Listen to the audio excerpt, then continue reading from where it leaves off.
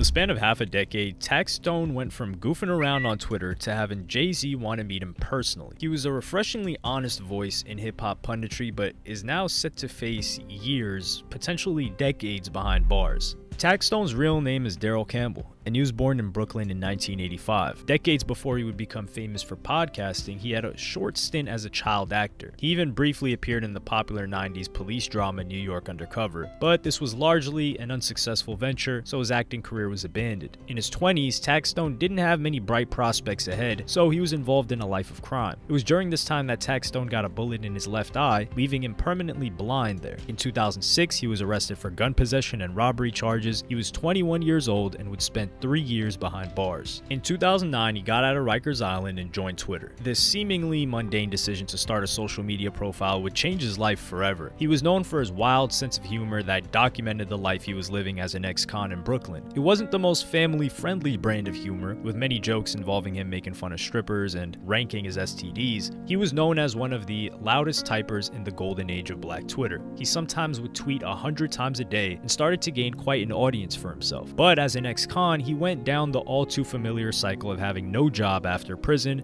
and mixing with the same friends, so he was still living a life of crime once again. In January 2012, he got into an altercation at the Hype Lounge in Manhattan and faced other charges of assault and intimidation, as well as carrying weapons. But his newfound fame on social media was something that could possibly break the cycle for him. On January 8th, 2015, he was invited onto the Brilliant Idiots podcast, which is hosted by Charlemagne and Andrew Schultz. He gave them a unique insight to the life he led, where he said that most of the people he shot was out of fear and nobody wants to be a gangster. It's something people have to become to survive. Tax Stone was giving people a perspective that wasn't really present in hip-hop media. He gained thousands of followers on Twitter off the back of his appearance on Brilliant Idiots. Brilliant Idiots is part of Loudspeakers Network. Kid Fury, another podcast host at the network, recommended Tax Stone to their CEO, and a couple of months later, Tax Stone had his own podcast, Tax Season. It was an instant hit and received 40,000 listeners in the show's first episode. His incredibly honest takes and humor were something that were part of his brand. When trying to encapsulate what made him so popular, he said, "I would share a story about catching an STD, while someone else would be like, I never caught an STD." And the fact that Tax Stone was a complete outsider worked to his advantage. There were no relationships in hip-hop that he wanted to protect and maintain. He never courted people for interviews and would unapologetically say rappers were whack if he thought they were. In an interview with Vlad TV, he claimed that both Tupac and Cameron were snitches because their rap verses about getting shot contained information that the police might not already have. He was incredibly controversial, but also authentic in what he said. Eventually, Tax Stone's podcast went from commenting on hip-hop culture to shaping. In September 2016, video footage emerged of Beanie Sigel getting punched in the head. The perpetrator was Tiffy Bay, a friend of Meek Mill. Hip-hop radio stations and news outlets would have killed for an exclusive interview with Sigel at this time. But Sigel, who was already on the Tax Breaks podcast, chose to appear again to explain what happened. Importantly, Tax Stone did not contact Beanie and ask for an interview. Beanie asked him to appear on his podcast. This was at the heat of the Drake and Meek Mill beef, and to have Beanie Sigel publicly slander Meek Mill for an entire podcast was making the headlines. Bleak even complimented Tax Stone on his work ethic and said, "He's a good businessman. He's up before the birds chirp, tweeting beef before the sun up. He don't eat no oatmeal or nothing." Memphis Bleak also introduced Tax Stone to Jay-Z because Jay wanted to meet him, and Jay is a figure that transcends hip-hop. So mainstream outlets such as Vice, BET, VH1, and MTV all wanted to speak with Tax Stone too. Tax was now invited by Charlemagne to appear on his show once again, but instead of the Brilliant Idiots podcast, Tax was now on Charlemagne's MTV2 panel show Uncommon Sense. He was making friends in high places, but also making some enemies too. And his whole appeal is that he was unafraid to ruffle a few feathers. One of his biggest feuds was with DJ Ebro, who claimed he was not fully representing New York artists. This escalated into Tax Stone calling Ebro's partner a lesbian on Instagram, so Ebro used his position in media to get Tax Stone canceled from the MTV show Uncommon Sense. And Ebro was completely unapologetic about this. He said, "You put my daughter's mother on Instagram, going after her, so I called executives at MTV and you got suspended." This was a beef that would have harmed Tax Stone's career, but his feud with Troy Ave was when things got taken too far. The origins and exact timeline of Tax's beef with Troy Ave is heavily disputed. Tax has talked about getting into an altercation with him in 2004 outside a gas station when Troy was still trying to sell his CDs, but Troy Ave denies that this ever happened. On Tax Stone's Twitter account, he seems to constantly take shots at him. Interestingly, Troy Ave tweeted in 2011, "Yesterday at Tax Stone asked me to call him. He apologized for the disrespect. Not like a pussy, but like a man. Ain't hurt my money, so I accepted it. However, the constant shots taken at Troy continued throughout the years. In 2015, someone asked him on Twitter how to start a podcast, and Taxstone jokingly responded by joking on Troy Ave. In 2016, T.I. performed a concert at New York's Irving Plaza. Troy Ave and Taxstone were in attendance and were now both going to be under the same roof. It was a life-changing moment for both of them. What happened that night depends on who you ask. The undisputed facts are that Troy Ave and Taxstone got into an altercation. Troy Ave was shot in the leg, and Troy's bodyguard, Ronald McFadder, was sadly shot dead. Surveillance footage showed Troy Ave firing a gun during the outbreak, which led to his arrest. This gun was found at the back of Troy Ave's vehicle, which he claims was used in self-defense. It wasn't until January 2017 that Taxstone was arrested in connection with the shooting. Taxstone's DNA was found on the gun too. They also traced the original owner of the gun, and that was someone connected to Taxstone. It was highly likely that this was Taxstone's gun. By June 2017, Taxstone pled guilty to these gun charges, but he was now charged with the murder of Troy Ave's bodyguard, but pled not guilty. It had been 8 years, but Taxstone was back in Rikers Island, and this time around, he might be expected to be there much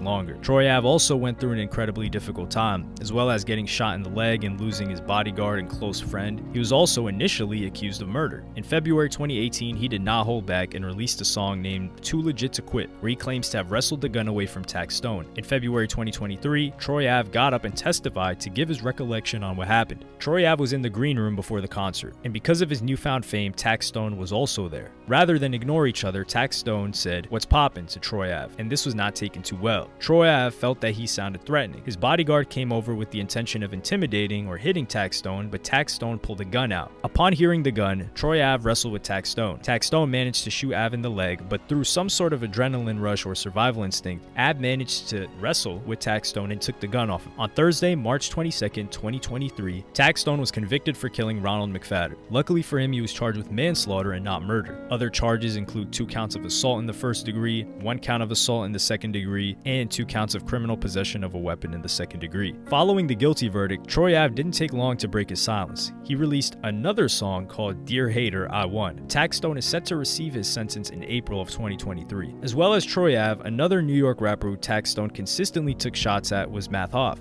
On the No Jumper podcast, Math Hoff made quite an insightful remark about the fact that Taxstone felt the need to bring a gun with him to the T.I. concert. He said, "This guy who had an incredible voice but felt like it was necessary to go with people where he was from, which put him in a position where he felt like he had to carry something to protect himself from the stuff that he was instigating." Taxstone is still active on social media, Twitter specifically, but in short bursts since his arrest. Tax Season was a huge podcast in 2016, and with the direction that hip-hop podcasting has gone since, he would be an incredibly successful man by now. In 2018, Joe Budden signed a deal with Spotify, and Dreamchamps recently signed a lucrative contract with Warner Music. Hip-hop podcasting today is a multi-8-figure business for some, and this was only taken off when Taxstone was starting out as the head honcho in it. Fans of Taxstone are now left wondering what could have been.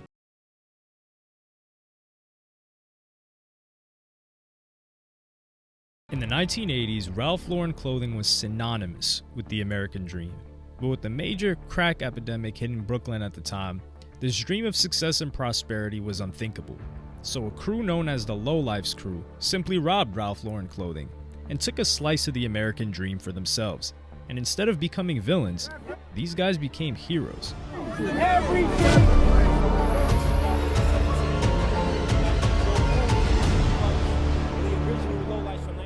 Racklow, a founding member of this crew, does not paint a pretty picture of what Brooklyn was like during this time. In an interview with the fashion magazine Hunger, he said, "The sights were poverty. Seeing young black kids who fought daily in order to avoid becoming statistics. Gun violence was terrible in the 80s, and I lost a lot of good friends as a result of gun violence. But hip-hop music and the culture saved many of us." For many members of this gang, the first thing they stole was food. Stealing was simply a means of survival and to stop yourself from starving. Then, stealing turned into something that they could make money from. Robbery could also pay for things you couldn't steal, like rent payments and electricity bills. Gradually, they transitioned from stealing things they needed to stealing things they wanted, and one of the core things they wanted was designer clothing.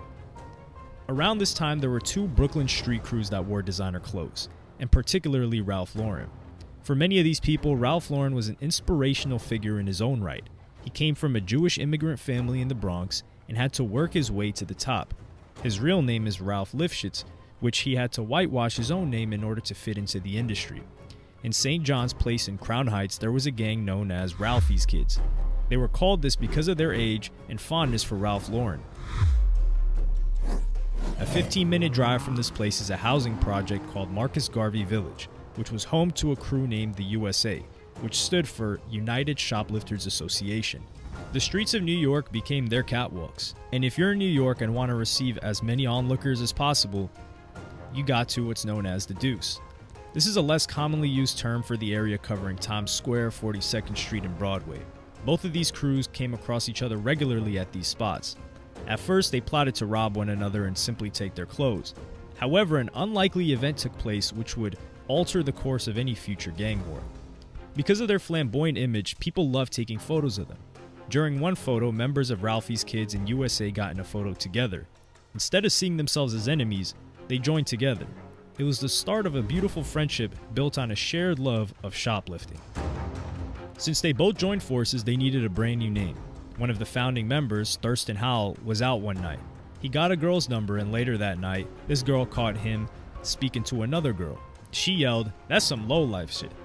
During this time, they were referring to Polo as Low, and she unknowingly handed them the perfect name. Hal responded, "Yeah, you're right. Low is our life." Thus began the Lowlifes. They saw stealing clothes as a sport, and to their credit, they were incredibly good at this sport. One way of stealing was to casually walk around the store and secretly sneak an item of clothing down your shirt or pants and walk out. But a more successful technique was to attack the store on all fronts. A large group of the lowlifes would simply descend on Macy's or Bloomingdale's at the same time and suddenly clear the racks of Ralph Lauren clothing. This could completely catch the security off guard and was known as million-man rushes. During one of these raids, Rack Lowe saw clothes he wanted, but it was on a mannequin. So naturally, he simply stole from the mannequin. For the police, the problem was that they were no ordinary thieves you would find in clothing stores. They were incredibly organized and meticulous in who they targeted and when. Their chief weapon was the weapon of surprise. Photographer Braden Olson said, "They made it clear they were not petty thieves either. They had complex plans and carried them out very professionally. They would travel to other nearby states where the stores were not ready for anything like that. One guy even said he used to buy plane tickets to Puerto Rico just to get gear. In fact, they weren't just wearing these clothes but also selling them. They were nicknamed boosters and sold designer clothing on the street for much lower prices. However, not everyone in the lowlifes was stealing things for a living. Rack Lowe told Complex, "I would say about 75% of the people that were clicked up with us in some way or another went boosting or robbing, snatching chains, dumping pockets, something. But not everybody was into that lifestyle. You had guys that held down 9-to-5s. As the group continued to grow, the department stores they were stealing from were hit hard by these robberies. B. Altman's, a luxury department store and chain, closed down in 1990, and it's alleged that at least part of the reason why is because of these robberies. The lowlifes had several different teams working on a regular basis, so it became almost too much to control for the NYPD too. In the early 90s, the future fashion model Tyson Beckford was living in Brooklyn and trying to break through into the fashion world. Like many people in the neighborhood at the time, he was a bit suspicious of seeing someone dressed head to toe in Ralph Lauren. Through a shared interest in fashion, he became friendly with members of the lowlifes. Eventually, he realized that these items of clothing were bought with a 5-finger discount, so he distanced himself from them as he felt it might impact his modeling career. While high-end fashion was seemingly beyond the grasp of Black Americans, the hip-hop magazine The Source was trying to bridge the gap between hip-hop culture and high-end fashion. In 1992, The Source recruited Beckford and gave him his big break with his own fashion shoot. A year later, Beckford was hired by Ralph Lauren to model for their Polo line of male sportswear. Presumably, he didn't tell his boss that he was previously affiliated with a group who were robbing their clothes. Simultaneously, Tyson was now a huge deal within the lowlifes. Before the Polo shoot, he was only friendly with the low-end members of the life crew. After becoming the face of Polo, founding members like Thurston Howell were now introducing themselves to him. A year later, Ralph Lauren's Snow Beach pullover would feature in the video of Wu-Tang's Can It All Be So Simple. Raekwon wore this pullover and was considered an honorary member of the lowlifes. Throughout the 90s, the prevalence of the lowlifes seemed to dwindle. Some of the members unsurprisingly had to go to jail, whereas others opted for 9-to-5 jobs. While the lowlifes' presence was dwindling, so was Ralph Lauren's imprint on hip-hop. The clothing label was seen as ignoring hip-hop, whereas its competitor, Tommy Hilfiger, was actually embracing hip-hop artists. Rappers like Grand Puba and Snoop Dogg were literally given free clothes by Tommy. It wasn't until the early 2000s that Ralph would be back on track with artists such as Kanye, Big Boy, and Fabulous promoting their clothing.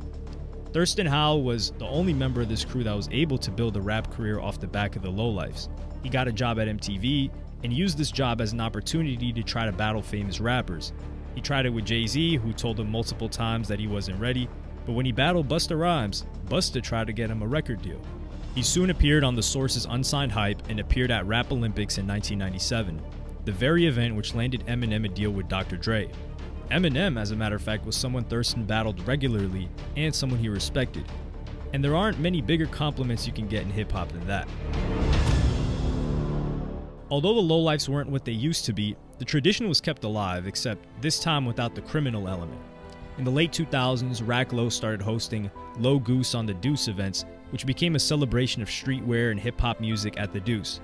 In an interview with Fader, Rack Low said, "To be honest with you, until this very day, you have boosters that were lowlifes in 1998 and are still boosting in 2016.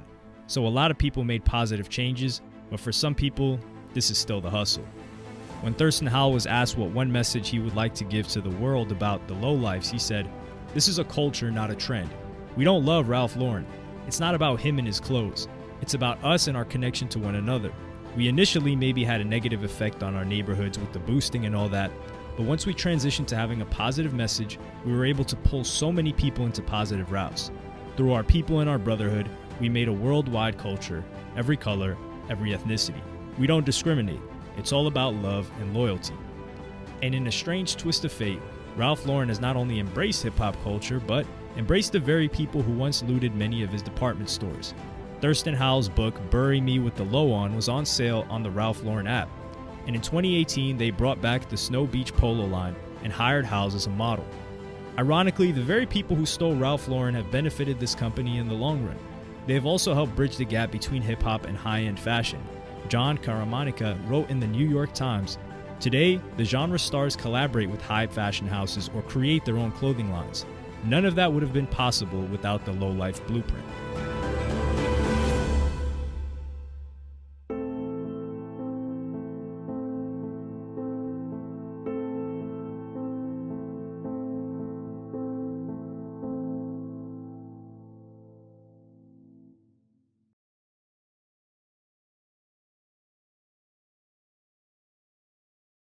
There are so many what-ifs in the genre of rap specifically, and the majority of them are connected to violence and crime in some way. The tragic death of arguably some of the most influential rappers in history, Tupac Shakur and Biggie Smalls, Eazy-E's passing from an incurable disease that seemed to come out of nowhere and is believed to have been set up by Suge Knight, the death of young rapper XXXTentacion, who was supposed to be the next big thing. The list goes on as these young acts lose their lives over the smallest things that often revolve around money. One of the biggest breakout stars of the early 2010s, who never got to reach even a fraction of his potential due to his life being cut short, was none other than Lil Snupe, who was a protege of Meek Mill. Back in 2012, Lil Snupe was one of the hottest prospects in the game and was known for his outstanding freestyle ability. However, just as he started his rise to stardom, the unexpected happened. He was shot dead by one of the people around him while playing a video game. Lil Snupe's life started on July 15th, 1995. His father wasn't around throughout Snoop's childhood, as he was associated with crime and spent most of his life behind prison bars, while Snoop's mother, Denisha Chester, was approximately only 15 years old when she had Snoop. Nevertheless, Denisha was there for her son, teaching Lil Snupe how to survive and thrive in the tough reality of Jonesboro neighborhood. Snoop was a lighthearted and energetic kid that could make the people around him laugh, but he also used his skill to get everybody's attention. Later, this skill came in handy with Snoop's future rap career. According to his mother, Snoop was rapping from his youngest years. I mean, he's been rapping, you know what I'm saying, for a long time, like 4 years old, rapping,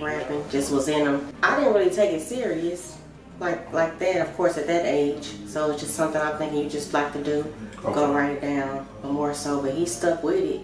And he just knew that's something that he wanted to do. And he always knew what he wanted to do in life, especially given the struggle Snoop's mom and he had living without a dad to rely on. Sadly, at one point in his life, it led to Snoop being introduced to the world of crime at an early age. I grew up in the projects with just one room, so I had to sleep on the floor in the front room. Me and all my cousins on the block trying to thug. Nigga, you a schoolboy. Nigga, we was selling drugs. I grew up in Jones, bruh, it was straight wildin'. I hung out with the older cats, so it was straight violence. And the niggas I looked up to was hustling or robbing. So I hopped off the porch too and started getting it popping. During this period in his life, Snoop got his nickname. Actually, it was Lil Snoop's own idea to get this nickname, as it was sort of a homage to his father, whom he never actually got to meet in his life, and whose name was Charlie Brown. With time, Lil Snoop started to get into trouble more frequently and even spent some time in juvenile detention. He struggled in school and was even expelled 3 times throughout his teenage years. Often he went missing for a couple of days, hanging out in apartment complexes, skipping school, and hanging out with his friends in what some would call the trenches. Interestingly enough, one of those friends happened to be another extremely talented Houston rapper, Mo 3, whose life also got cut short at a young age. Later, Lil Snoop created a rap group of his own with the homies he spent so much time with, although they kicked him out after some time due to unknown reasons. That's where his mom made one of the most impactful decisions she could make to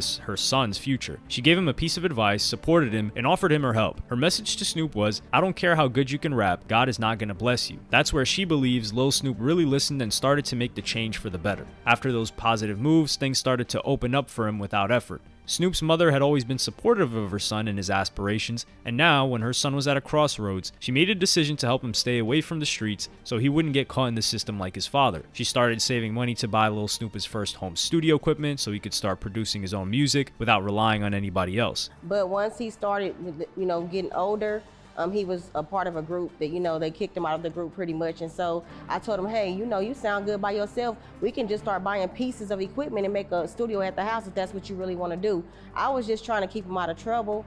There were some things I was fearful of him going to prison more than anything. It was just more so of keeping him out of jail and not following the footsteps of his dad. So that was my thing. That's when Snoop took his hobby to another level, and by 2012 he was already making waves locally, earning himself a prestigious The Freestyle King moniker, which he obviously got due to his freestyle ability. Lil Snoop's abilities were pretty good. He could spit off the dome for hours, maintaining technical flow, inserting punchlines in his bars. I'm a nigga killing out of shit, I'm the hottest nigga up in the motherfucking shit. Everybody know that I be fucking your bitch, everybody know that I don't be loving your bitch. Fuck these hoes, trust these hoes, I don't love them, I just fuck them, then I duck them, switch another one, it's nothing, I be on it, swear to God that I want it. Later that year, Lil Snoop dropped his first release, a mixtape called 16 and Runnin'. However, Snoop didn't want to wait for critics and hip-hop fans to recognize his talent. He wanted to make it to the big leagues, and to do that, he had to take a risk. That year, successful rapper Meek Mill had a show booked at Grambling State University, which was close to Lil Snoop's place, and he saw it as an opportunity to make it big. His plan was to approach him, talk to him, and give him a copy of his mixtape, and if everything goes right, Snoop knew one of the people who worked in security for the show. So, it wasn't that difficult for him to get close to Meek Mill, and eventually Lil Snoop managed to catch him a moment after he entered his van. In Snoop's own words, it was crazy. Like, I'm seeing Meek's van right there, and there was nobody in it. I knew he was still in. He got closer to the car, knocked on a window, and handed out the mixtape as it opened, and I just left, saying nothing. Even though he shot his shot, he wasn't fully sure that Meek Mill would even listen to the mixtape. Although in a couple of hours, one of Snoop's homies called him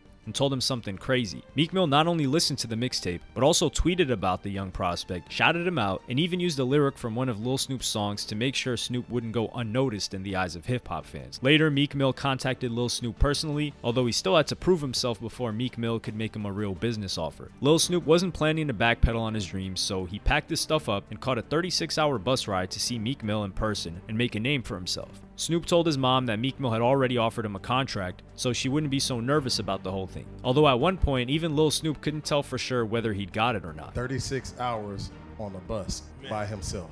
Right. That's when you say Dreamchaser, Right. that's literally the definition. In a couple of days after an exhausting trip, Lil Snoop made it to Meek Mill's studio and put on a show that crushed all the doubts about Snoop's talent. The young man was aware of his unique skill set, so he played it to his strengths first and went off in a freestyle. That's the first night I met Louis V and shit. I do my damn freestyle.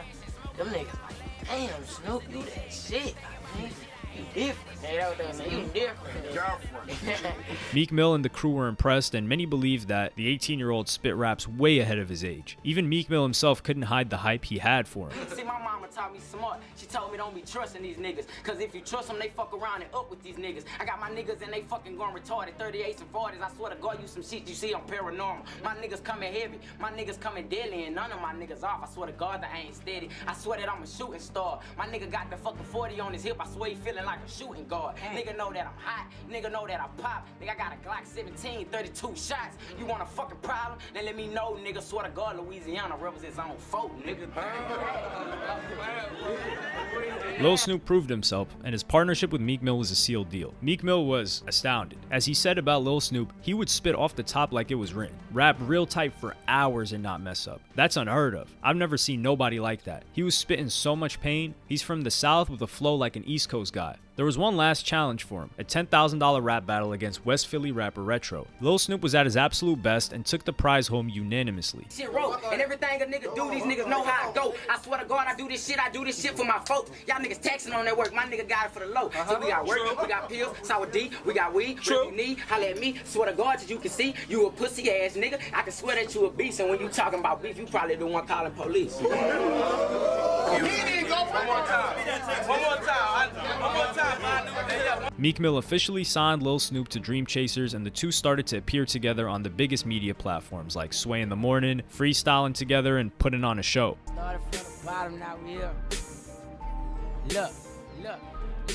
I said I started from the bottom, now I'm here. Man, I'm all up in the front. Remember, I used to be in that rear. Said that $1 million dream, and that shit right here is just nil. I'm a real ass little nigga since day one, nobody I feel. Man, I'm straight up from that boot where a lot of niggas, they spit that truth, and a real nigga straight up get salute. A lot of niggas really don't get recruit. A lot of niggas get straight to that grave. Play with me or we'll get played, and I feel played, and we coming to your shit, and we bringing them cage. Man, free that nigga Boosie. The next step for Lil Snupe was the release of his second project, a mixtape named RNIC. With the now influential ally Meek Mill, Lil Snupe got the support of other big names in the game. Currency, DJ Khaled, and Meek himself were featured on the tape to help us boost the sales. Lil Snupe's work ethic, mindset towards the craft, and of course his skills were highly praised by both fans and artists in the industry. Some even called Snupe a reincarnation of none other than Tupac. Sadly, it turned out to be rather predictive as Lil Snupe was shot dead at only 18 years of age. It happened on June 20th, 2013 at the Maplewood Apartments in Winfield, Louisiana. Snupe was at his friend's crib where they were playing NBA 2K on a console. According to the information from Snupe's mom, the stakes were about $100 for one game. Lil E, who you can see in the photo sitting on the left next to Lil Snupe, was accused of being the one that shot him. Allegedly, the two were playing for hours, and after some time they started to play for real money. Then Lil Snupe beat Lil E in a game, which triggered the latter to draw his gun and eventually shot Snupe. His mom got the bad news a couple of hours later and even managed to get to the crime scene before the police wrapped the young man's body. She wasn't given permission to get to her son and just had to wait until the police did their job. Lil E, whose real name is Edric Stewart, was the main suspect in the case, although later another name was thrown in, another friend of Lil Snupe named Tony Holden, whom Lil E allegedly had never seen before the day Snupe was shot. Snupe's mother personally thought it was Lil E who killed her son, or at least played a vital role in the accident. I don't really know the kid. I tried to give him the same respect that Snoop gave him, but he just kind of came around and played that little innocent yes ma'am, you know, little sneaky conniving type thing. Now that I look back on it, you know, he was real quiet, so I can't really say what his personality was because he didn't do much talking around me. It didn't help that according to Lil Snupe's mom, Lil E changed his story multiple times and acted overall suspiciously. Did you get a chance to speak to Edric yourself?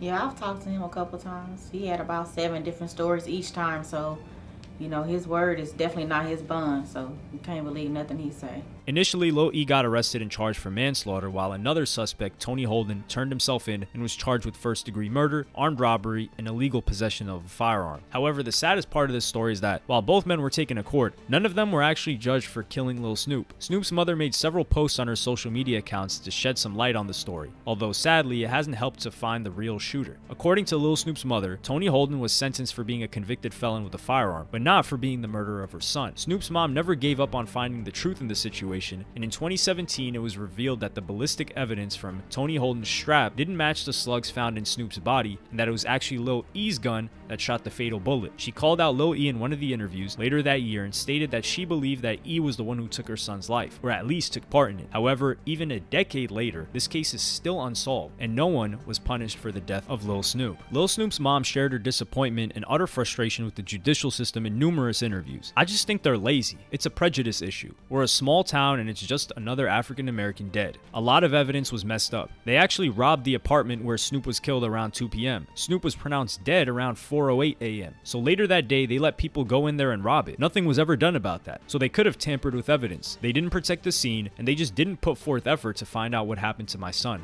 A couple of years after what happened to Lil Snupe, Lil E was actually involved in another incident where yet another young person was killed and another family suffered suffered because of these actions. He's wanted to this day and has been on the run for almost 5 years now. To make matters worse, Lil E was one of Lil Snoop's closest friends, and he knew everything about his dreams and aspirations. He was even with him prior to Lil Snoop going on the bus to visit Meek Mill and chase his dreams. That's when he knocked on the window and gave Meek a mixtape, right? Yeah. Were you there for that as well? I wasn't there at that moment, but I was up there like, shit, he disappeared from us. Really? Yeah, Okay. So he really made that happen himself. Like, shit, he was determined. He say he gave the mixtape to a security guard that worked there to give it to him, but she didn't get the chance to give it to him. He so happened just seen him and gave it to him. You feel me? He was telling me about it, but I wasn't at the seen it how he just told me how he did. Lil E himself denied all the allegations and says that he didn't play a part in Lil Snoop's death. In the interview, Miss Ross said that your bullets killed Snoop, but evidence and I guess everything else is proven otherwise. Yeah. So why do you think you were implicated in the whole situation? So I guess I told her, what it was. And shit, I guess she went with her own little thought of it. You feel me? 'Cause she ain't, like I said, she don't know me. That shit, but I ain't have no reason to do nothing like that. Sadly, we might never know who actually did this crime or get justice, as even a decade later, there wasn't much new information to help the authorities find the person to blame. However, Snoop's mom isn't going to give up and continues to do everything possible to find out the truth. On the other hand, Snoop's father, who never actually met Lil Snoop throughout his life due to him being imprisoned, made several controversial statements, trying to, some would say, chase clout. He called out numerous big names in the rap industry like Meek Mill and Jay-Z as, in his own words, they haven't paid Lil Snoop enough respect, not even making sure he had a headstone. You need to see what motherfucking Nipsey Hussle shit look like, man. You need to see what motherfucking King Von shit look like, man. You heard me? This nigga ain't got no motherfucking headstone on this shit. Got a vault, though. Slab, but goddamn. I gotta come see my motherfucking son got no motherfucking headstone, man. Motherfucker boy had a monument up to this bitch. You know what I'm saying? Later, it was found out that Snoop's father was planning to start a rap career of his own and wanted to get some cheap clout from his son's death. Snoop's mom quickly confirmed that it was a publicity stunt. It's all a show. It's for a show. It's been rehearsed. Basically, he's having people to kind of coach him on what he thinks is going to work because he's determined to be famous. That's his main thing. He even recorded his first time visiting Lil Snoop's grave and called Snoop's mom a rat for spreading rumors about him. Nonetheless, Lil Snoop's mom is trying to make sure his son's legacy can help as much people as possible. She helped produce a documentary about Lil Snoop's life path, the Dreamchaser, that she made in hopes that it inspires youth that didn't even get to know Lil Snoop. A lot of mistakes were made, and I just want to motivate someone because I'm always getting emails about how Snoop inspired people's lives. He saved people's lives just through his music. And like this, one of the biggest rap prospects that got his life cut short at 18 will hopefully continue to live in the minds of thousands of people who remember and acknowledge the impact his music had. Remember sitting in my cell, my mama on the phone. She saying the devil got you, boy. I said, yeah, I know. And I gotta let him go. Just keep praying for me and just pray that I get some hope.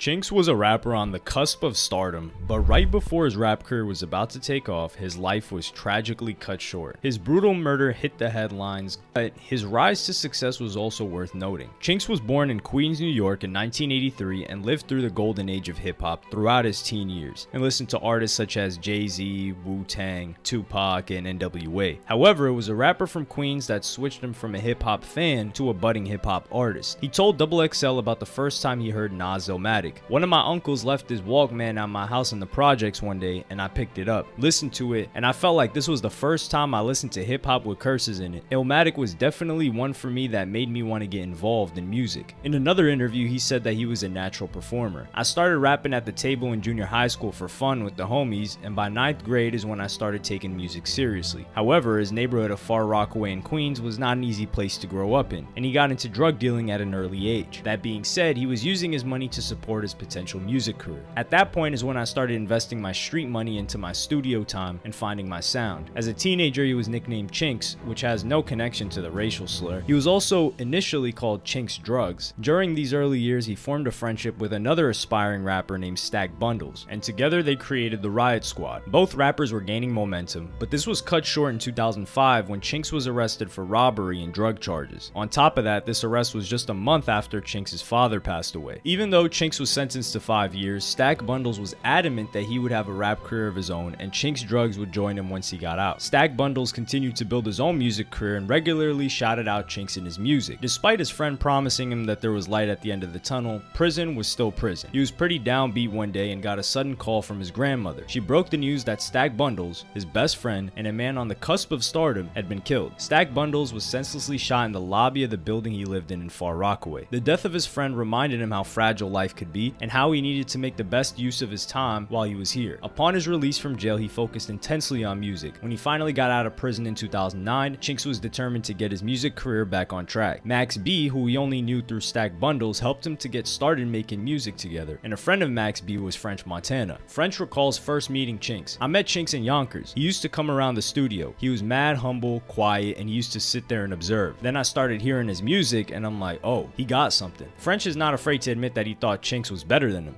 because he's seen all of my mistakes. Chinx soon joined French Montana's Coke Boys group. After prison, Chinx didn't really wait around to release music. In April 2009, he dropped his first solo mixtape, Hurry Up and Die, which turned into a mixtape series with volumes 2 and 3 dropping in 2010. A year later, he got the chance to work with Harry Fraud, who was then mostly known for working with French Montana, but has since worked with many people like Mac Miller, Wiz Khalifa, Pusha T, and others. Harry Fraud produced Chinx's entire mixtape, Flight. By 2012, Chinx's track I'm a Coke Boy made major waves. Meanwhile, French Montana's career was really taking off and even appeared on the 2012 XXL Freshman cover, and it was assumed that the rise would also shine a light on other Coke Boys members. In January 2013, Funkmaster Flex released a remix of the track I'm a Coke Boy on Hot 97 with verses from Rick Ross and Diddy. Later that year, Chinx released an EP named I'll Take It From Here, which contained another single called Feelings. An important thing to note is that Chinx turned 30 years old in 2013, and his career was only now getting off the ground. While there are a lot of negatives to the story, the positive angle from this is that Chinx continued to work long and many years at his craft and didn't really get on until 30. Despite his somewhat violent lyrics, Chinx was not living the lifestyle he portrayed in his music anymore and was simply a family man with kids. When describing his job to his children, he said that his music was no different than gangster movies and was pure fiction. In a Hot 97 interview, he said that he explained to them, "What Dad's doing is nothing different than what you see in the movies. This is a movie with no picture. I'm just talking about it. This is not real." Hot off his success, he changed his name from Chinx Drugs to simply Chinx. He was on the cusp of stardom and altered his name to something more palatable to a mainstream audience. In an interview with Hot 97, he said, "Pepsi's not going to do anything with Chinx Drugs." He had almost finished his album, Welcome to JFK, and was performing before thousands of fans. For most aspiring rappers, his life couldn't have gotten much better, but this would all change on May 17th, 2015. That night, Chinx was performing a concert in Brooklyn, and after the show, he headed back to Queens with his friend Antar El-Ziadi. They drove to a hookah bar that night, but it was closed, so they decided to call it. Chinx was driving his Porsche in Queens Boulevard and was stopped at a red light. Suddenly, a car pulled up alongside him. Chinx was suddenly shot at least 8 times. However, he managed to drive his car away from the other vehicle and towards a Dunkin' Donuts. Then the other car fled the scene. He was taken to Jamaica Hospital Medical Center, but was later pronounced dead. Thankfully, Chinx's friend Al-Ziadi was in a stable condition by Sunday. He had miraculously recovered, but at the same time, he had lost a friend. Because more shots were fired at Chinx, he was believed to be the main target. His death was mourned by pretty much most sides of the hip-hop community, especially within New York. Tributes were paid to him from not only the Migos, but Talib Kweli, Mac Miller, and Jay-Z, as well as French Montana, who said, "The devil comes in all shapes and sizes, and he's ruthless. Life here is temporary. They will kill you for this lifestyle, if they can't afford it. Jealousy is a mother effer." There was a similar sense of anger from Chinx's manager, Biggs. He said, "It's just so disappointing for hip-hop to hear this story too many times and to have to turn to a mother or a wife or to look at his son and his kids. It's just certain answers you don't have." Whatever effect this had on the hip-hop community, Chinx was also a husband and father to 3 children, with another one on the way. His friends were devastated by his loss, but they found it very therapeutic to help finish Chinx's album, Welcome to JFK, and carry on their late friend's dream of having his own album out there. This would also provide some much-needed funds for his family as well. So in August of that same year, Welcome to JFK was finally released. It was a bittersweet moment. An album was released, but by someone who was no longer with us. Another poignant note is on the second track, Far Rock, which contained a feature from Stack Bundles. A review on Pitchfork said, "Welcome to JFK is a different kind of hip-hop debut. Instead of pointing the rapper towards the places he could go, JFK hints at places he might have gone." Before his death, Chinx was also being considered for the XXL freshman list, and because of their similar style, you could argue that he could be just as big, if not bigger, than French Montana.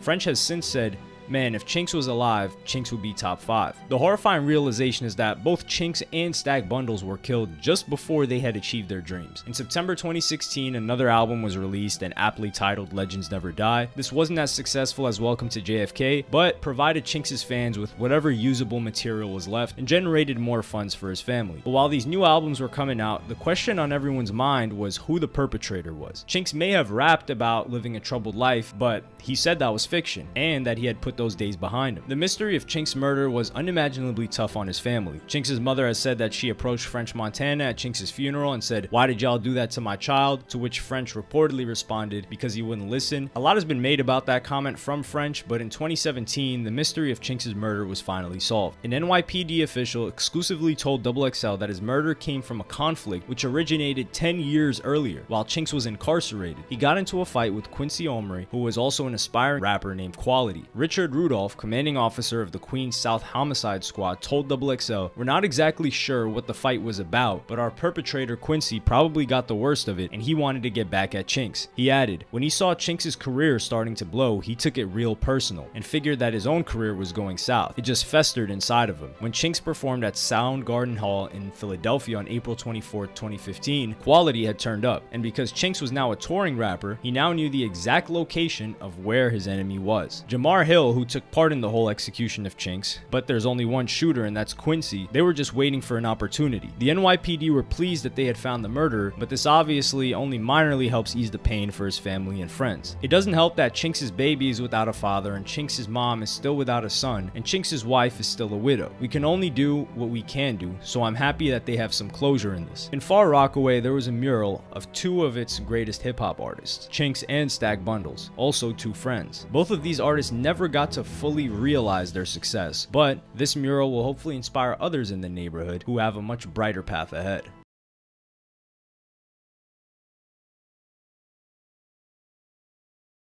An origin story where you shouldn't have survived, then becoming the biggest rapper in the world is almost a work of fiction. But that's the story of 50 Cent, who in 2000 had to face one of the biggest challenges of his life, overcoming death, struggling through a difficult recovery process, and coming back stronger than ever before. In the late 90s, the upcoming gangster rapper from South Jamaica, Queens, named 50 Cent, was taking the underground rap scene by storm, with his mixtapes deemed classics by many. Another enormously famous rapper at the time, Eminem, admired and acknowledged the rookie's talents after hearing 50's Guess Who's Back mixtape and signed him to Shady Records in 2002. That's how mainstream fans got their first chance to hear 50 Cent in the iconic movie 8 Mile, where 50's single Wanksta was included in the official soundtrack. Then more mixtapes came, 50 Cent's fanbase grew, and his first official album was becoming more and more real after his initial debut project, Power of the Dollar, released under Columbia Records, was scrapped. Thankfully, 50's sales record-breaking Get Rich or Die Tryin' saw the light of day and became the project that propelled his career to unprecedented heights and helped 50 Cent become one of the most recognized rappers of the 21st century. But what happened to 50's first unreleased project? What made 50 Cent scrap the entire thing right before its release and potentially postpone his road to success for years? With 50 being one of the toughest rappers the game had ever seen, the only plausible explanation for the debut album's release cancellation could have been 50 Cent being shot and being hospitalized for months after the incident. On May 24th at 11:22 a.m. on 161st Street in the Jamaica section of Queens, Curtis Jackson, known as 50 Cent, was shot 9 times from a 9mm handgun. Bullets pierced 50's arm, hand, both legs, hip, chest, and jaw. The shock of what's actually going on, it hurts after. Where were you shot? Which part of the body? Where did the bullet Oh, man, I got shot in my hand. My thumb came out of my hand, my face, and out the tooth. Wow, oh my goodness, there's a hole there. Yeah, it kind of changed my voice too, and this is the voice that sells 8 million records, so I think everything happens for a reason. The guy who actually shot me is dead. And the guy who paid him and got life in jail. Leaving him in a severely critical condition. As 50 recalled in his interview with Oprah, he didn't feel as much pain during the actual shooting, although the pain caught up to him soon and he felt absolutely broken. After the actual shooting, I went through a portion of me actually being afraid because I was hurt physically. I was hurt bad.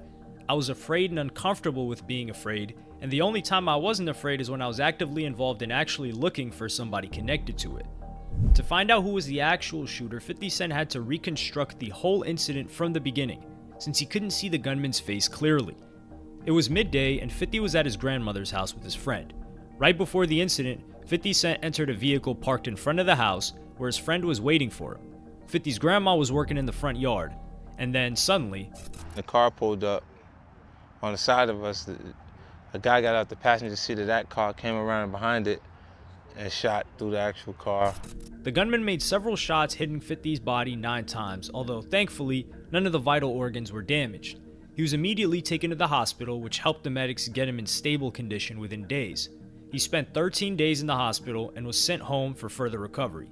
As I mentioned previously, this incident damaged not only 50's flesh, but his mental state as well. 50 was feeling afraid and paranoid, and the only thing that could help him bounce back at that moment was a vendetta. It shifted me. It's when you get hurt that bad, either your fear consumes you, or you become a bit insensitive, and you start to approach the problem instead of run from it. Given 50 Cent's rough upbringing and close relationship with the criminal world, there were more than enough suspects in that case.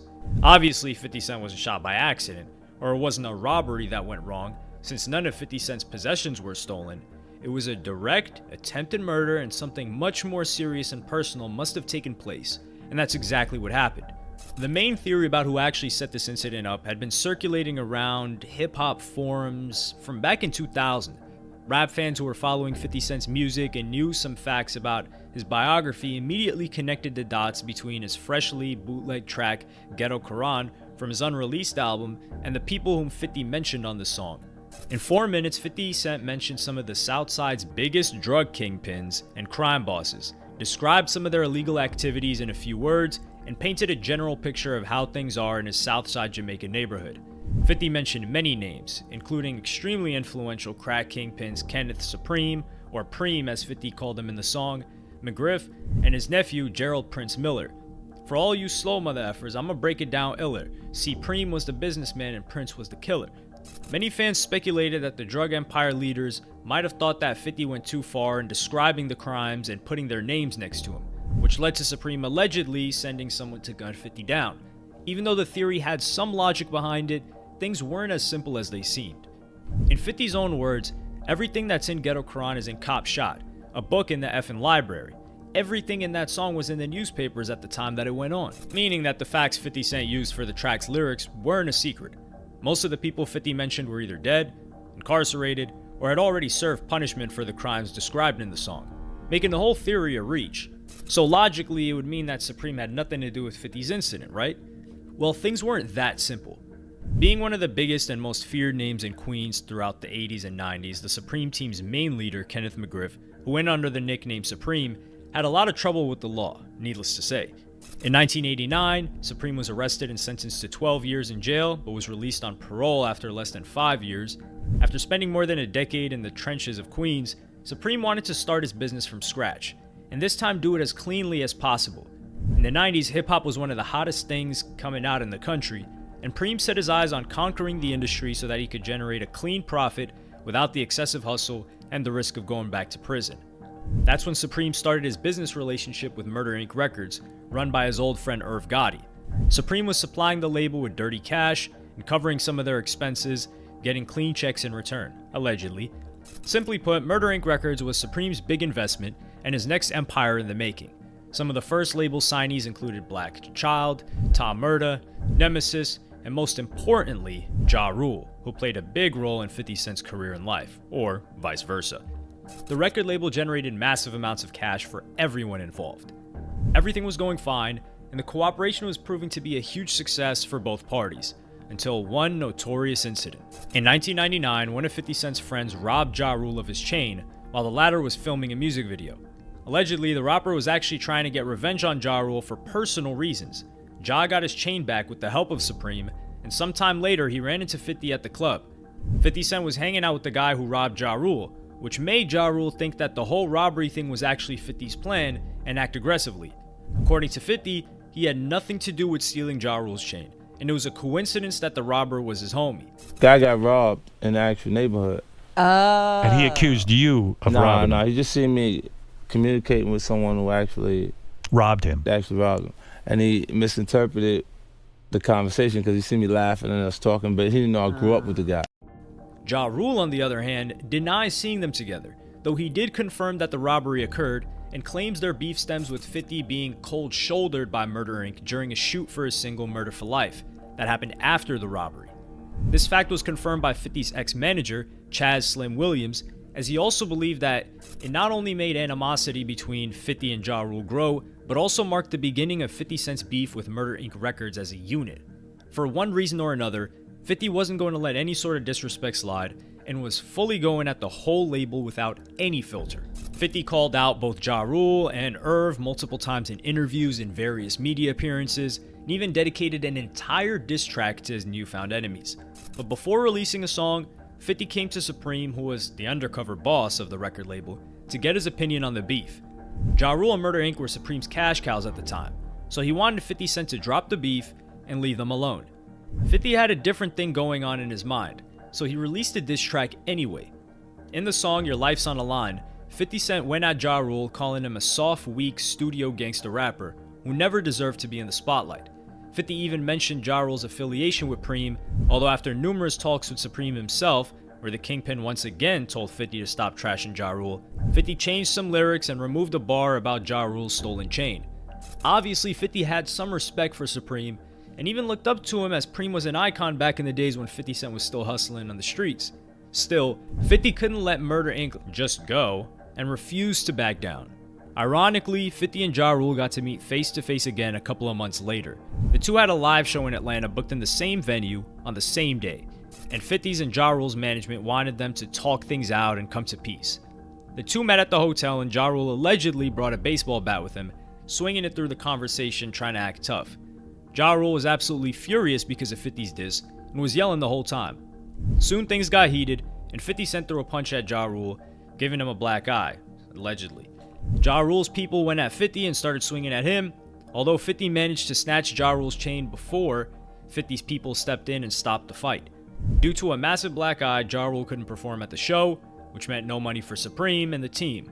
50 Cent, on the other hand, went to shoot a music video for the aforementioned diss track, rocking Ja Rule's chain to add insult to injury. Once again, Supreme had to approach 50 to get Ja Rule's stuff back, but this time 50 Cent got a nice gold watch in exchange for it. The beef was far from over, and 50 kept going at Ja Rule and the crew over and over again throughout the next few months. Each time, Preem was there to tell 50 to chill and fall back, although it never stopped 50 from bullying Ja Rule every chance he got. Supreme definitely wasn't a fool and did his best to keep 50 from getting his rap career going. Preem made calls to numerous record labels telling them not to do business with 50, as Supreme wanted only Ja Rule, his cash cow who was already successful, to continue succeeding.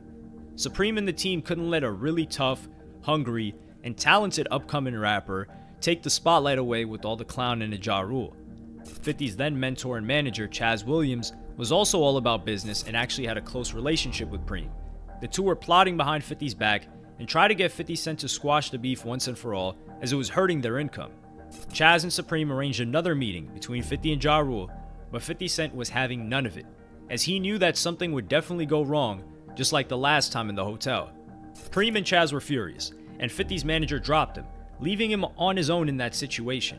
Now that 50 was a direct threat to Supreme's bread, things went on to the next level. Once again, things got physical when 50 Cent's G-Unit crew ran into Murder Inc. at the Hit Factory Studios in New York City. Ja Rule allegedly got info on 50 recording in the building, so he decided to pay him a visit with his crew. The brawl broke out, and Murder Inc.'s rapper Black Child pulled out a knife and stabbed 50 in the gut. The two crews got separated, and 50 left the building, hiding his wounds. 50 returned home, where his grandma cleaned the wound.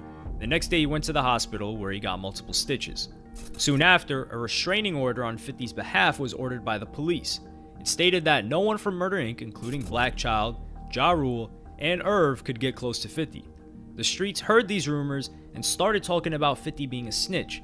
Interestingly enough, 50 wasn't the only person who got stabbed in the brawl, as Black Child was swinging with his knife without actually aiming, as it was a dark room. That's where the restraining order would come from, not from 50 requesting it personally. Things became even more heated between 50 Cent and the Murder Inc. crew, and Supreme couldn't afford to deal with 50 Cent anymore, as he was causing so many issues throughout those couple of years. During this time, the infamous song Ghetto Quran was leaked. As I previously mentioned, 50 dropped tons of names of hustlers and bosses of Queens on the track, and many believe that this song got him shot. However, it turns out that Supreme was actually included in the initial version of the track and had a line of his own in the intro. It means that Supreme definitely saw what 50 Cent was actually trying to do on the track, paying homage to the OGs rather than trying to set them up. Bimmy, who was actually name dropped in 50's song, shared his opinion on it. I felt good hearing, he bigging our hood up, he bigging Queens up. When he made that, I'm like, yo, yeah, showed him what it is. And when Bimmy was asked about what other people mentioned in the track thought of it, or if it was a bad thing, he simply responded, not really. That was being said. It was a tribute to Queens. Most likely, this misconception came from the poor timing of track leakage, so fans tied it up to 50 Cent's shooting, as some hardcore hip-hop fans were actually aware of the whole 50 and Supreme drama behind the scenes. It wouldn't matter if the song wasn't released. One thing was certain, Preem had enough, and he really wanted to end this entire situation. Pulling shots on 50 and 3 other people Supreme had similar issues with.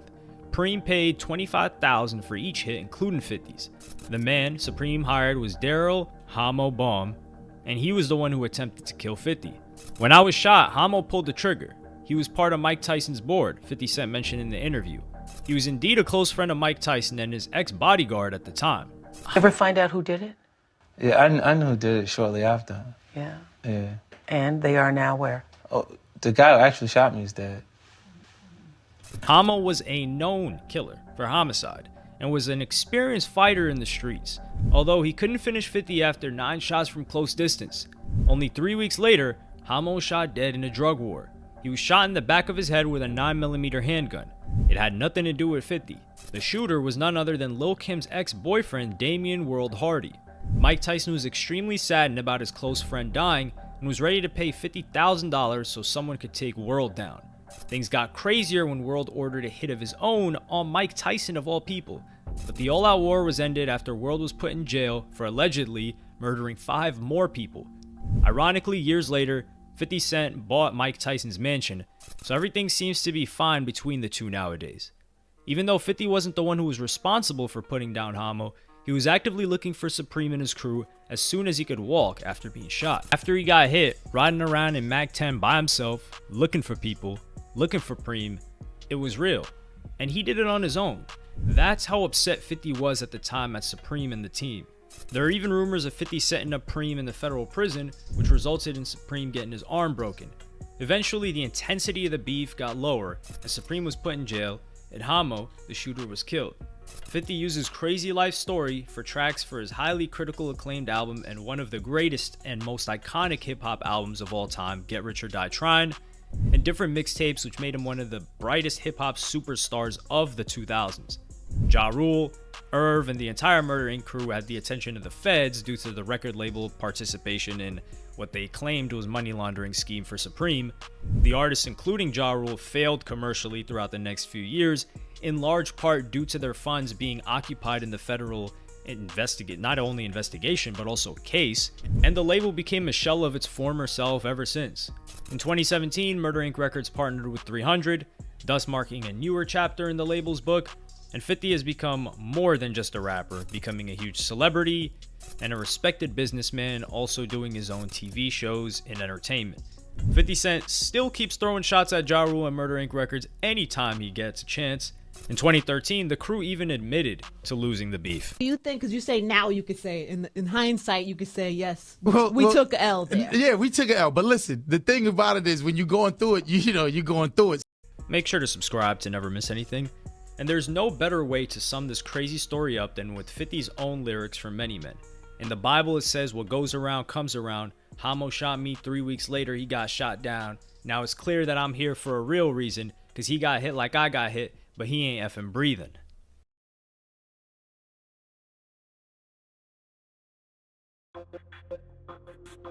On August 31st, 2012, gunshots were heard at an apartment in Riverdale, New York.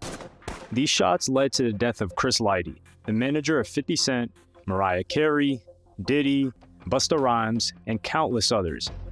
He's considered one of the most influential managers and businessmen in hip-hop history, and his death has been shrouded in mystery. Hip-hop fans are accustomed to seeing rappers as entrepreneurs, and this is now the norm. However, the person who laid the groundwork for this was a man named Chris Lighty. Chris was born in the Bronx in 1968 to a single mother of 6 and had all the odds of being a successful businessman stacked against him.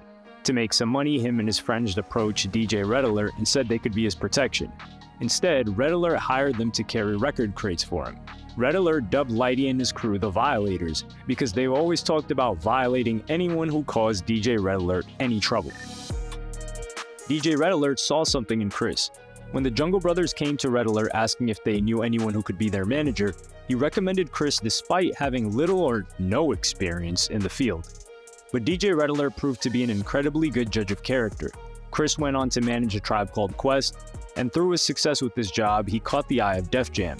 While working for this label, he's credited with saving them from bankruptcy by signing Warren G, who was being overlooked by Death Row.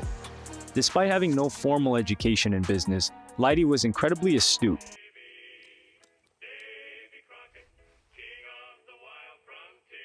In 1996, he set up a separate company named Violator, an agency that dealt with the marketing, promotions, and contracts of multiple artists.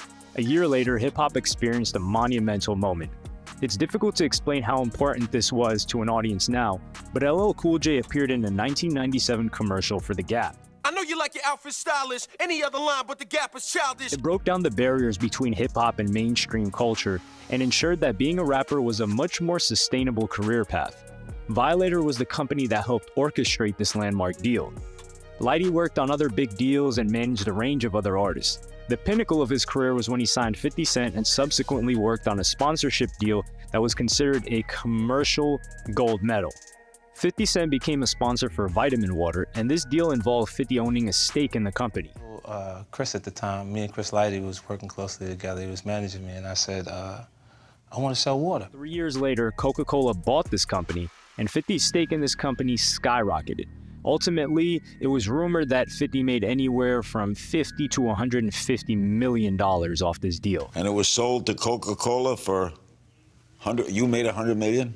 Well, $4.1 billion they actually sold the company for.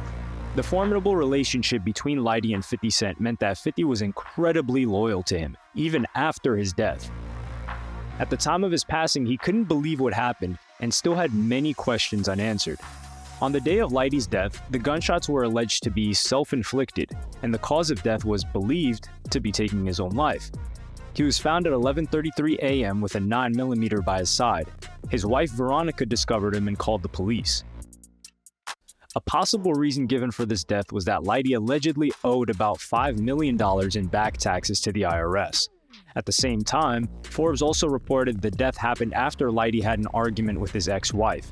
Because things were tense, Veronica had sent their 2 children out to the park to play. Given that they were not at the scene when this happened, this move was a blessing in disguise. The following day, the New York Post would claim that these 2 issues in his life were connected. An anonymous police officer told the Post. They were arguing about the divorce, and it came up that he owed IRS money.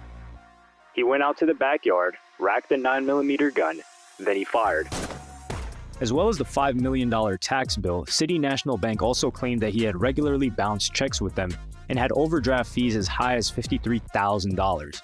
Veronica, meanwhile, took issue with the story that they were portraying. She was understandably too distraught to speak about the situation, but a friend spoke on her behalf and told news outlets, "He was in a lot of pain and he possibly had some financial difficulties, but they didn't get into a fight that day." When speaking to press outlets, Veronica's friend was asked whether the suicide was because of financial difficulties, and she said, "The only person that really knows is Chris, and he ain't here."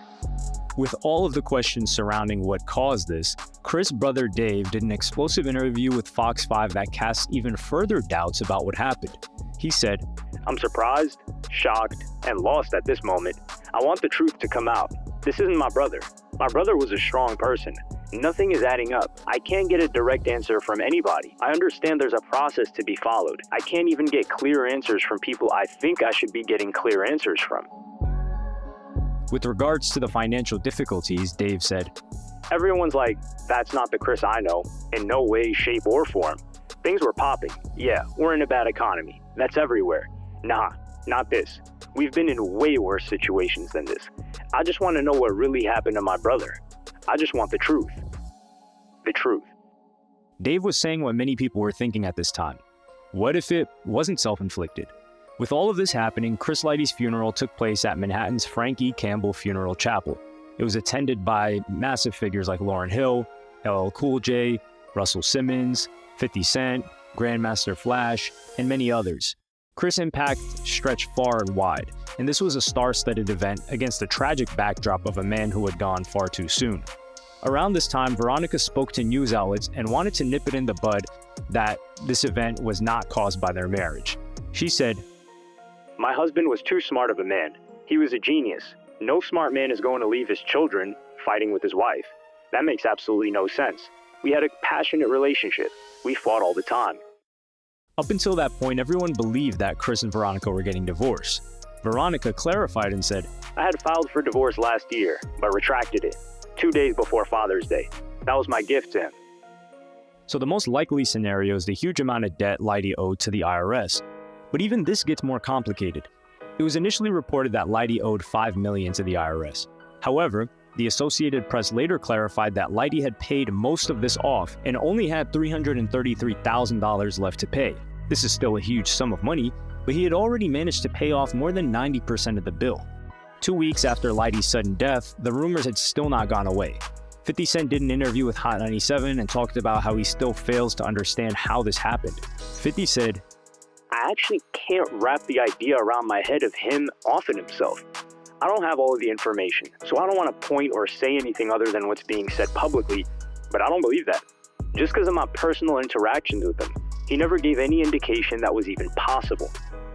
50 Cent admitted that he may have not had all of the information, but he knew about the $5 million bill from the IRS. "The first thing I see is he owes $5 million, and he doesn't owe $5 million. I'm sure he doesn't actually owe $300,000, and he wasn't in a hurry to pay.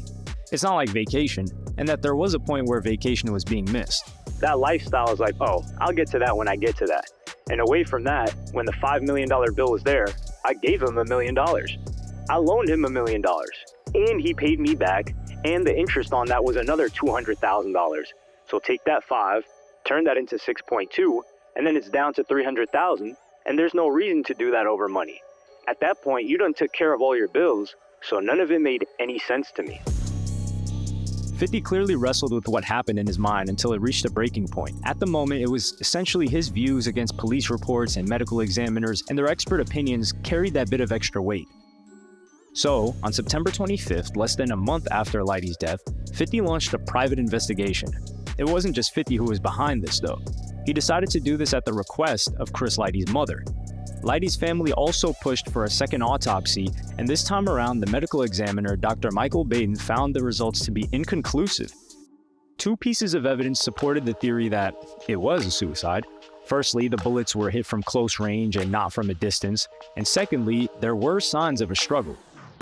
For the private investigation, 50 hired attorney Scott E. Lehman of Lehman Law, who's seen as a go-to lawyer in hip-hop, and alongside 50 has represented Troy Ave, Freddie Gibbs, and even Lloyd Banks. The team also consisted of the private investigator Les Levine. Both of these guys had a great reputation, but perhaps more importantly, they also knew Chris and wanted to get to the root of what happened. Before the investigation, Levine gave interviews to media outlets. He didn't shy away from where he stood on the matter and told Fox News, "I guess it comes down to the question, do I believe that Chris took himself out? And the answer is no. There is absolutely no possibility that Chris Lighty would take himself out over money. No, I don't believe that Chris would take himself out over his marriage. He had too many other options available to him." Dave Lighty at this point is still doing interviews and revealed that in the run-up to his death, Dave was seeing Chris on almost a daily basis and spotted nothing out of the ordinary. He said, "I was with my brother almost every day until the last couple of months because I was going to school. Nah, that's my brother. I know we were all going through stressful times." A month after his death, Lighty was honored at the BET Awards for his contribution to hip-hop. There was also a beautiful moment where arch rivals 50 Cent and Fat Joe performed together and squashed their beef to honor their mutual friendship. By March of 2013, Lighty's name made the headlines again. 50 Cent did a Behind the Music show for VH1. When asked about his late manager, 50 said, "Till this day, I don't believe he took himself out." On May 21st, Scott Lehman released new details about the investigation. He delivered a statement to XXL Magazine which read, "The main problem that we encountered was that the NYPD did not do a thorough investigation into Chris's death. In fact, what they did do was cursory at best." The statement said that although the medical examiner's office currently possesses a sample to initiate a test on Lighty's hands and clothes for gunshot residue, that test has yet to be conducted. There were also no DNA tests conducted on the gun. It was clear that this was never treated with the possibility that this could have been a murder. Lighty's mother, Jessica, said, "Today I'm begging Mr. Johnson, the Bronx District Attorney, to make my son's death a priority and work with our investigator to really look into the facts and circumstances leading up to his untimely death. We've uncovered real information that needs to be followed up on by those in authority."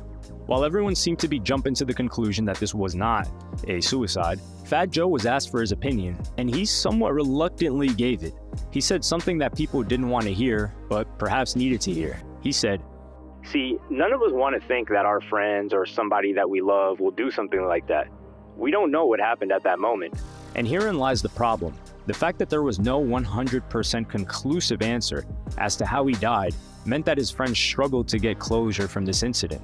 A year after his death, Busta Rhymes said, "The whole problem of his passing to me is that I just think it was handled a little weird by the authorities. I think that there's unresolved questions that still need to be answered." In 2014, TV1's Celebrity Crime Files did a special on Chris titled Chris Lighty, Suicide or Something Sinister. That documentary had one crucial piece of information that was difficult to find in any other media outlet at that point. In June 2011, a year before his death, he was treated for depression at a Connecticut hospital, and he apparently returned even more stressed. This contradicts the claims that his untimely death came out of the blue or was not like him. He struggled with mental health issues, and the wider question is how open he was about it with his friends, family, and clients. During a difficult time, he apparently announced to his employees, "My name is Chris Lighty. I'm not in a good mood right now." On that fateful day, he drove his daughter Tiffany to the airport. When he got home, he found movers inside taking away his furniture. Veronica was apparently making him move out. He then spoke to his accountant, where he talked about his substantial tax bill. Another brother of Chris's, Michael, believes that this was not the chain of events. He said, "I believe that when Chris went to take his daughter to the airport, Veronica expected Chris to go from there to the office. She didn't expect Chris to double back and come back to the house. When Chris got there, I believe that he was like, 'There's no way you're going to put me out of the house that I paid for.' I believe that an argument took place, and I believe that my brother was shot and killed." He added, "There's no ballistic tests on the gun, and Veronica's ex-husband happens to be the first guy on the scene. So if her ex-husband is the first guy on the scene, and she's saying she was the only one there, why wasn't their clothes, their hands tested to make sure this wasn't a murder?" Lighty's mother added, "There were 2 movers at my son's house that were not questioned. There were 2 nannies at my son's house that were not questioned. They said if we wanted ballistics and DNA done, we as a family would have to pay for it. Well, that's fine. We're willing to do that. But here we are, 2 years later, and we still haven't gotten the samples from the city to do it. So what's the problem?" 3 years later, in 2017, the Loudspeakers Network did a podcast named Mogul, which conducted extensive research on the incident and shed some light on the matter. They talked about the situation Chris was in at this time, as well as his huge tax bill and turbulent marriage. There was also a huge loan repayment due, and there was an arrest warrant out for unpaid child support for a child Chris had had with another woman. Chris and Veronica would fight both verbally and physically, and Chris was allegedly unfaithful to her. When driving his daughter Tiffany to the airport, his daughter pointed towards boxes in the trunk. Veronica was literally packing his stuff for him to move and putting it in his car. Interestingly, the hug Chris gave to his daughter wasn't a farewell hug. It was a one-armed see you later hug. The main concern about this is how fast his death was labeled as a suicide. In less than 7 hours, they declared it as such and suspected no foul play. Secondly, the scene of the incident was not closed off like any other suspicious death. People were coming in and out, and this compromised the investigation. The podcast talks to D-Nice and shares something that we could all learn from. He felt something was wrong with his friend Chris and simply asked him, "Are you okay?" To which Chris responded with, "No." In response to this, D-Nice made himself available to his friend and took him out to dinner. However, he didn't know how bad it had gotten. But towards the end of the podcast, we once again get to hear from Fat Joe, and it becomes clear that his views on it being a suicide suddenly carried more weight. He too suffered from depression and said, "I was depressed for 2 years, seeing psychiatrists. I never thought of offing myself, but it's a hard fight." He added, "That's why I tell people I went through it, because I like to be vulnerable. I like people to know, yo, it's cool you can go through that and you can come out of that." If there are any positives or lessons learned from Chris Lighty's sudden death, It's that it brought up the taboos of offing yourself, and it got people talking. With Chris Lighty's life, he left a legacy on hip-hop, in business, as well as to his personal relationships, so much so that they were willing to go to the greatest lengths to find the conclusions that they wanted, and ultimately, we never got to find out. But perhaps, maybe, through his death, he'll leave another kind of legacy as well.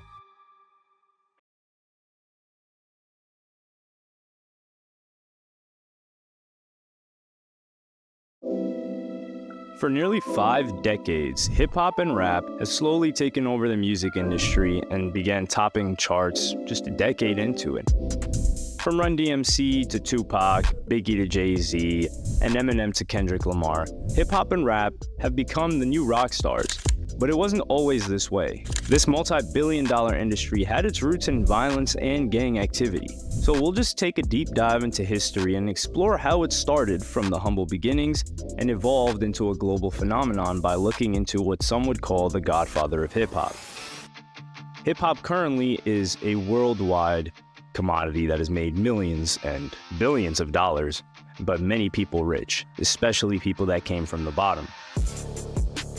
However, the borough that gave rise to hip-hop is still among the poorest in the country. In 1953, a guy named Robert Moses was planning to build the Cross Bronx Expressway in New York City.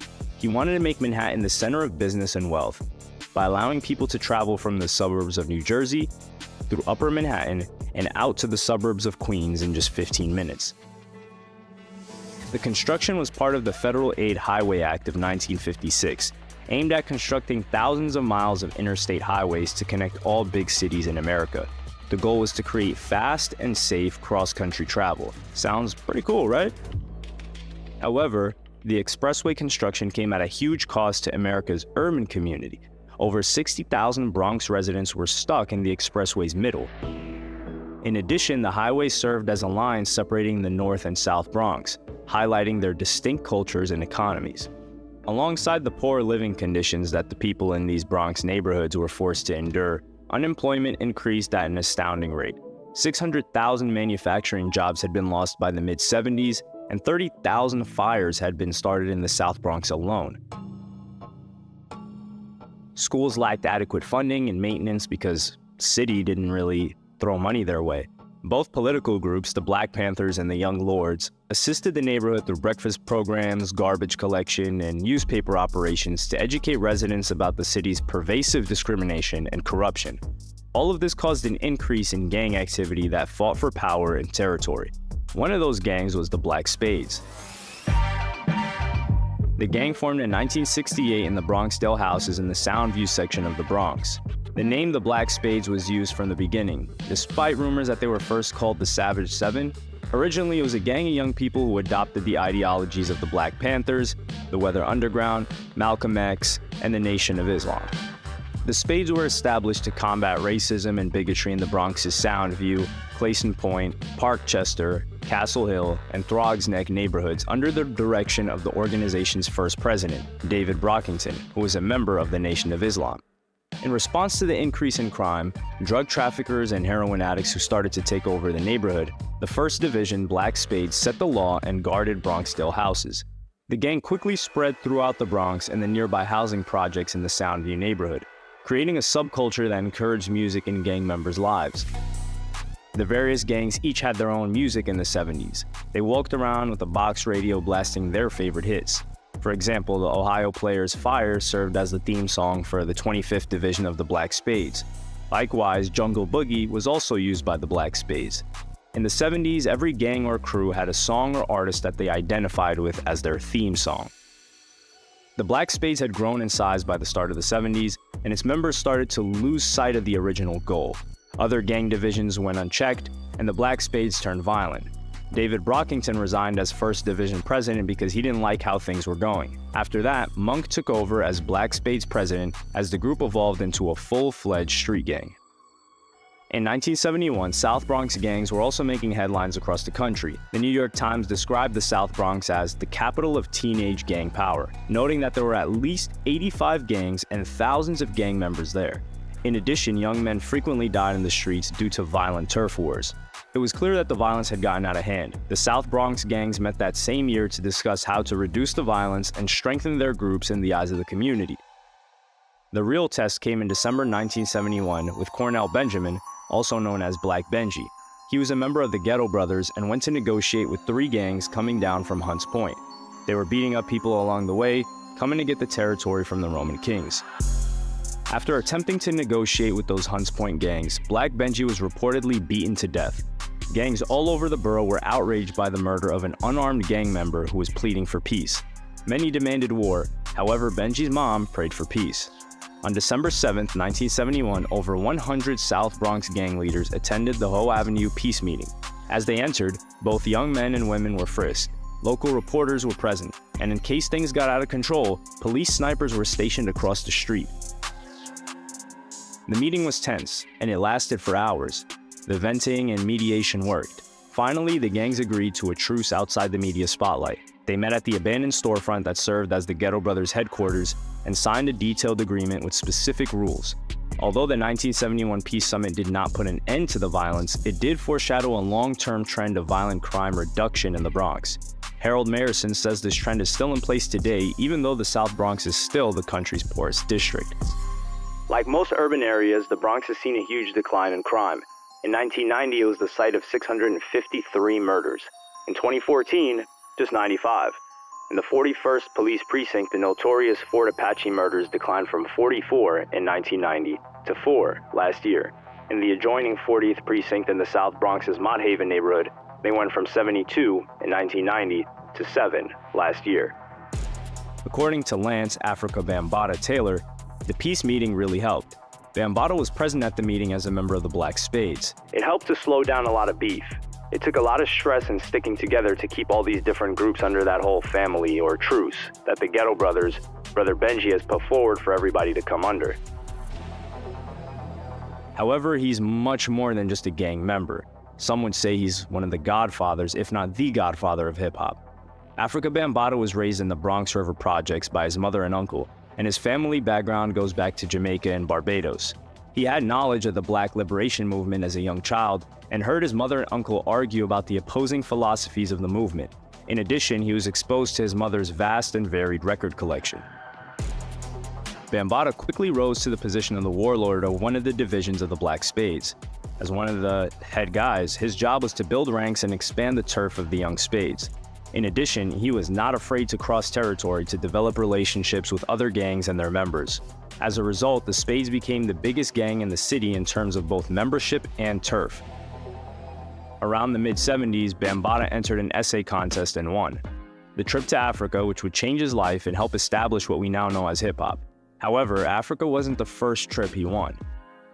Well, in '74, there was a thing with UNICEF, and people had to write an essay on why they would want to go visit. At the time, it was India, so I won the essay to go to India.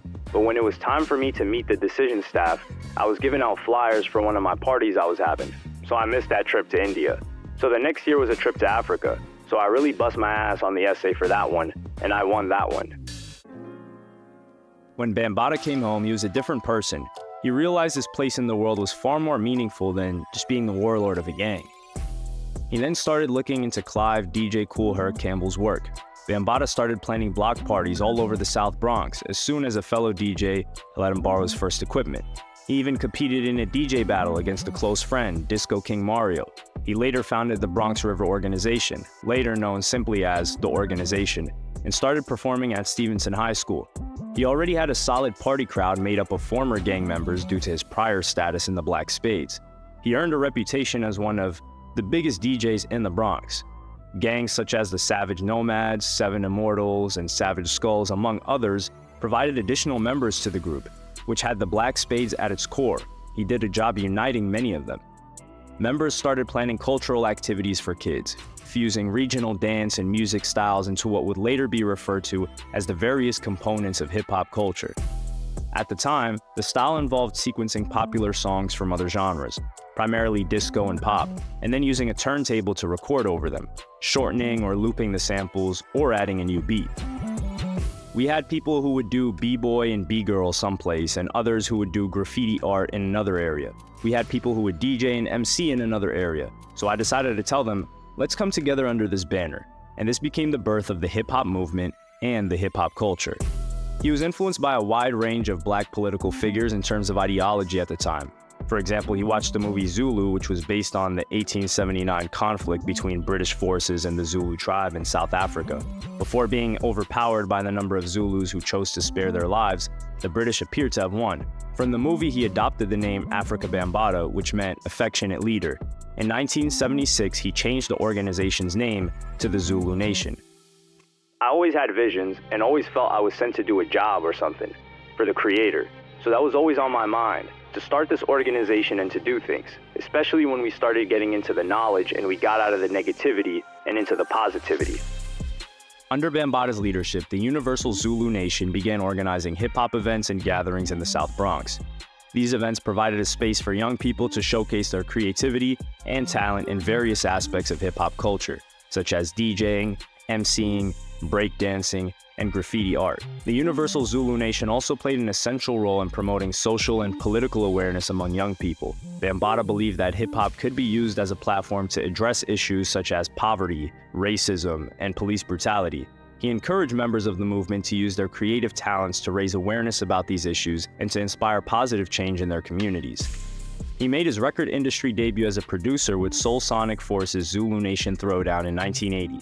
The song served as a rallying cry for the Zulu Nation, a collective of like-minded Afrocentric musicians who had been influencing hip-hop crews since the late 70s.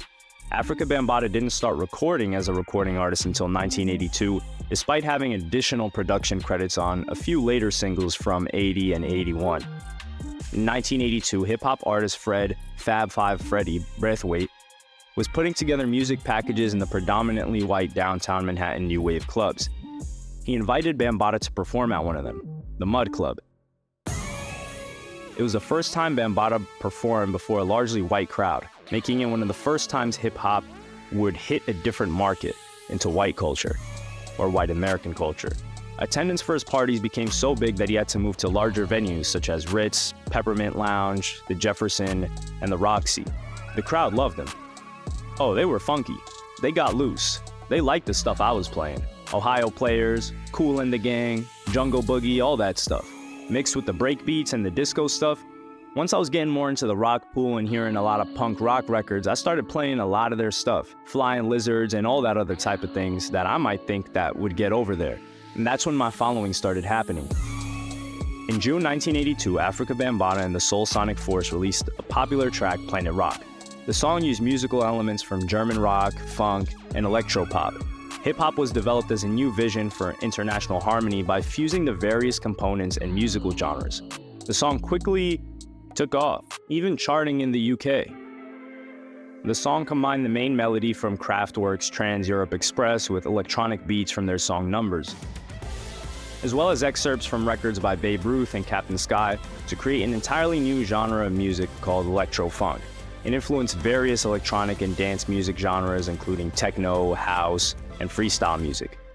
Bambaataa organized the first European hip-hop tour the same year. Along with himself were rapper and graffiti artist Rem LZ, B-Boy and B-Girl crews, Rocksteady Crew, Zulu Nation, DJ Grand Mixer DXT, and the Double Dutch Girls, as well as graffiti artists Fab Five Freddy, Phase 2, Futura 2000, and Dondi. Bambaataa's second track, Looking for the Perfect Beat, came in 1983. Then later, Renegades of Funk. Both of them with the same Soul Sonic Force. After that, he began working with producer Bill Laswell at Gene Caraco's Celluloid Records. He developed and placed two groups on the label, Time Zone and Shango. He recorded Wild Style with Time Zone and a collaboration with punk rocker John Lennon and Time Zone in 1984 titled World Destruction. Bambaataa and other well-known hip-hop figures appeared in the movie Beat Street that same year. Together with James Brown, he also produced the historic record Unity. Bambaataa collaborated with Little Steven Van Zandt, Run DMC, Lou Reed, and many other musicians on the anti-apartheid album Sun City in the fall of 1985. He released The Light, a historic song featuring Nana Hendrix, UB40, George Clinton, Boy George, Bootsy Collins, and Yellowman as Afrika Bambaataa and Family on Capitol Records in 1988. He had collaborated with Family on a few other projects 3 years prior, including Funk You in 1985 and Beware, The Funk Is Everywhere in 1986. Bambaataa was featured in the Most Important Americans of the 20th Century issue of Life magazine in 1990, just a testament to how influential this guy really was. He also contributed to Warlock Records' anti-apartheid project Hip Hop Artists Against Apartheid to create the album Return to Planet Rock. He collaborated with the Jungle Brothers. In addition, he organized a concert at Wembley Stadium in London for the African National Congress in 1990 to celebrate Nelson Mandela's release from prison in partnership with John Baker from Green Street Records. Rappers from both countries performed at the concert, giving hip-hop fans their first introductions to Nelson and Winnie Mandela and the ANC. Bambaataa made the decision to launch his own label in 1991 after completing Decade of Darkness 1990 to 2000 on EMI. He founded Planet Rock Music and released his Thy Will Be Funk in 1992. The same year, Tommy Boy re-released the now famous Planet Rock on CD. However, the single What's the Name of This Nation released just 1 year later, suggesting that the label had been unsuccessful. Despite the fact that Bambaataa's recording career dwindled in the early 90s, he was still a busy and popular figure and DJ. However, it wouldn't be until 2016 that some serious allegations that were just bubbling rumors the prior decades were made against Bambaataa, accusing him of essaying several young men over a period of decades.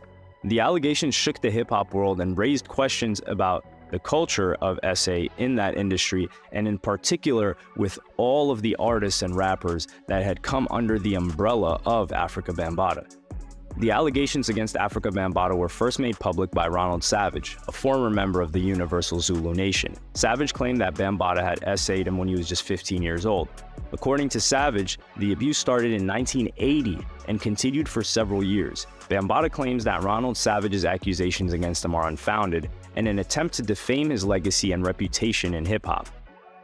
I, Afrika Bambaataa, want to take this opportunity at the advice of my legal counsel to personally deny any and all allegations of any type of essay of anyone. Bambaataa says in a statement to Rolling Stone, "These allegations are baseless and are a cowardly attempt to tarnish my reputation and legacy in hip-hop at this time. This negligent attack on my character will not stop me from continuing my battle and standing up against the violence in our communities, the violence in the nation, and the violence worldwide." The problem was that Savage's story was later corroborated by several other men who claimed that they too, as young boys, had been taken advantage of by Bambaataa. The allegations were met with shock and disbelief by many in the hip-hop community. Also, a ton of silence from many rappers. Afrika Bambaataa was revered as a hero and an inspiration by many in the industry, and in some ways he was. But what was he doing behind the scenes? The accusations seemed to come out of nowhere. However, as more and more men came forward with their stories, it became clear that there was a pattern that had gone on for many years. The accusations against Afrika Bambaataa are especially disturbing because of how powerful he really was. Bambaataa wasn't only a respected and influential figure in the hip-hop world, he was also a respected and dangerous figure in the underground crime world. So the fact that Bambaataa reportedly used both of these powers to exploit very vulnerable young boys, allegedly speaking, is not only just a betrayal of trust, but also one of the greatest evils, considering one of the main points that he made was unity and fighting back against the system's violence and discrimination. The accusations against Bambaataa have had far-reaching consequences for the hip-hop community. Many have been forced to confront it head-on, or what some have done is keep their head in the sand. The allegations against Afrika Bambaataa have also profoundly impacted the Universal Zulu Nation. The organization promotes the principles of peace, unity, and love. However, the allegations have called into question the organization's commitment to these principles. After previously disputing allegations made by alleged victims of SA, the Universal Zulu Nation has changed its stance. On behalf of the members of the Universal Zulu Nation worldwide, who have made their voices heard through their chapter leaders, we extend our deepest and most sincere apologies to the many people who have been hurt by the actions of Afrika Bambaataa and the subsequent poor response of our organization to allegations levied against them. To the survivors of apparent SA by Bambaataa, both those who have come forward and others who have not, we are sorry for what you endured and extend our thanks to those who have spoken out for your bravery in bringing to light that which most of us were sadly unaware of and others chose not to disclose. As a result, many members of the organization have distanced themselves from Bambaataa. This resulted in new leadership, and everyone who's accused and who helped to cover up the allegations has either resigned on their own or been fired. While there is yet to be charges placed on African Bambaataa, and some have said he's fled the country several years ago to avoid any potential charges that may come in the future, we can't ignore that Bambaataa's contributions to hip-hop are immense, as dark as it is, with some people saying that this was one of hip-hop's biggest secrets, and being complicit in that is beyond evil. It is important to acknowledge and recognize his role in developing hip-hop, while also making sure to hold him accountable for the immense amounts of harm he may have caused if he is guilty.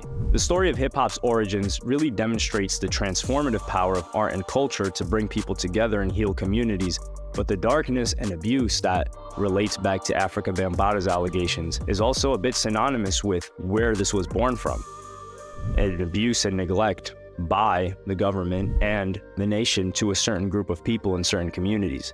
And despite its humble beginnings, hip-hop has become a multi-billion-dollar industry that has given a voice to generations of communities throughout the country.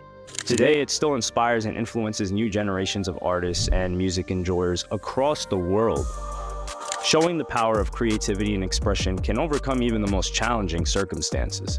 The history of hip-hop is a testament to the resilience and creativity of the human spirit and the potential of art to transcend even the most difficult circumstances.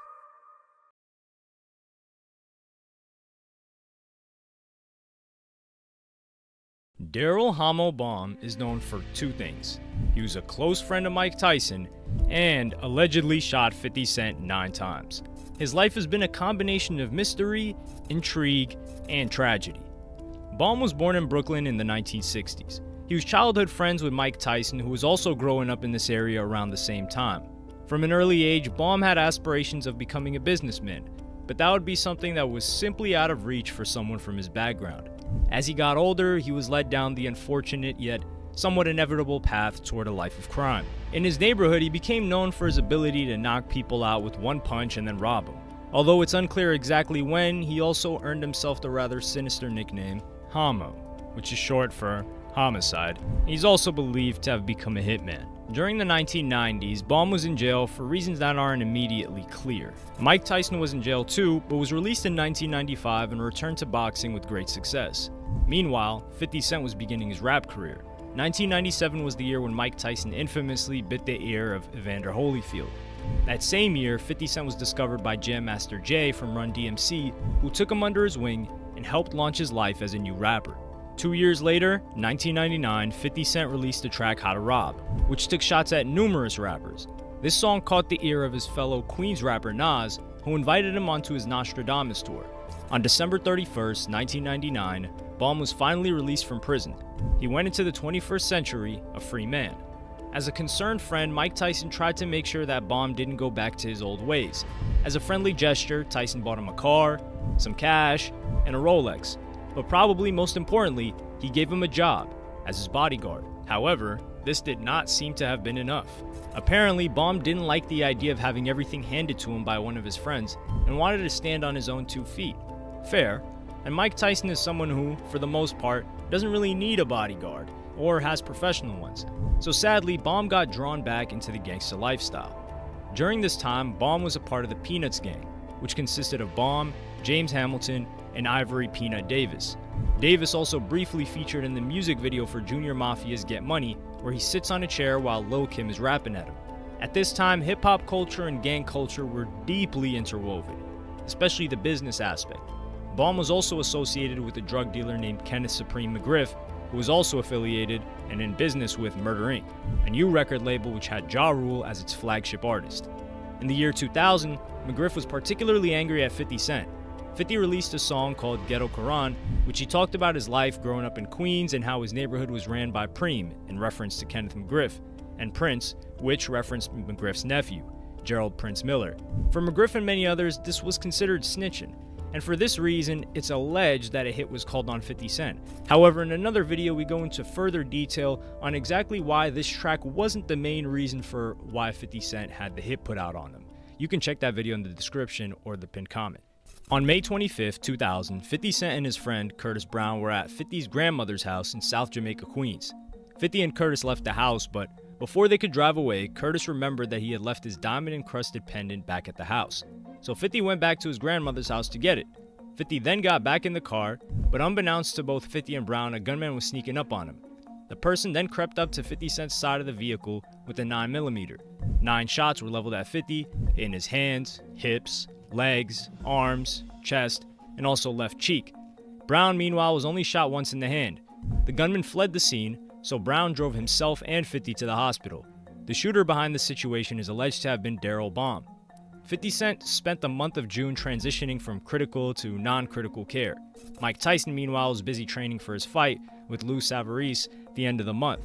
Tyson was training out in Phoenix at the time, and it's believed that Baum flew over to visit him in his city. This fight was taking place in Glasgow, Scotland. In the build-up to the match, Tyson was expected to fly to London and do a conference with the UK press.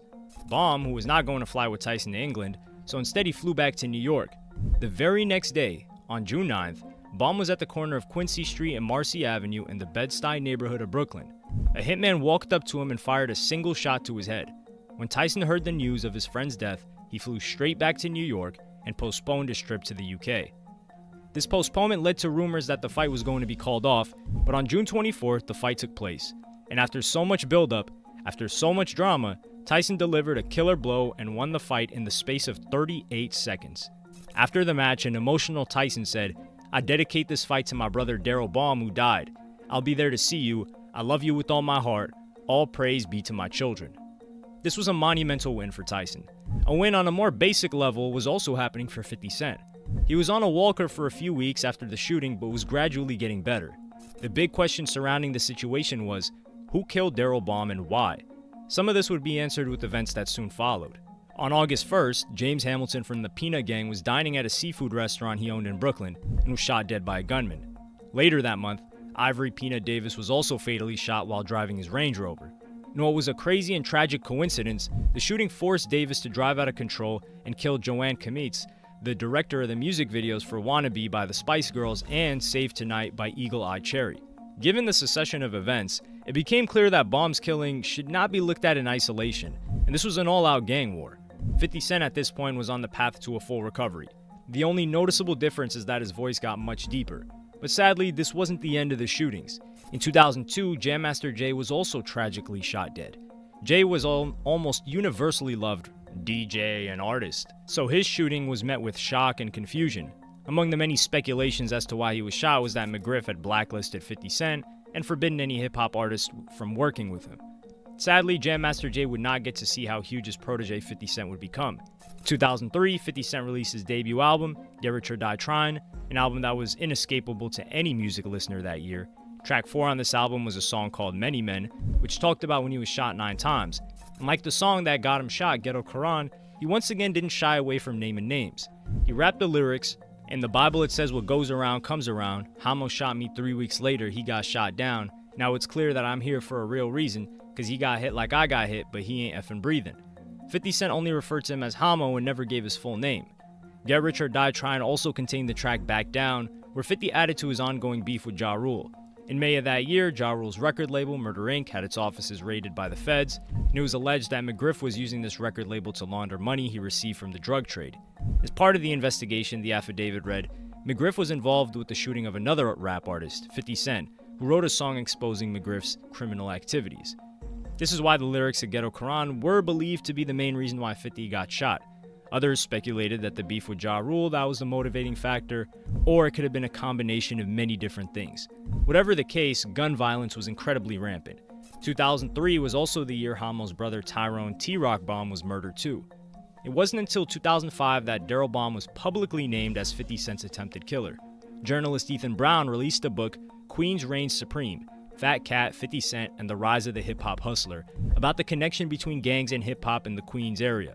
Having done in-depth research on this topic, he agreed that Daryl Baum was the person who shot 50 Cent. However, at the time, 50 had played up the idea that Baum's murder was in retaliation to his shooting. Brown, meanwhile, concludes that Baum's murder was unrelated and part of a gang war between the Peanut Gang and another Brooklyn gang called Cash Money Brothers, or CMB. When Daryl Baum got out of prison, he tried to extort a CMB member named Taz for drug money.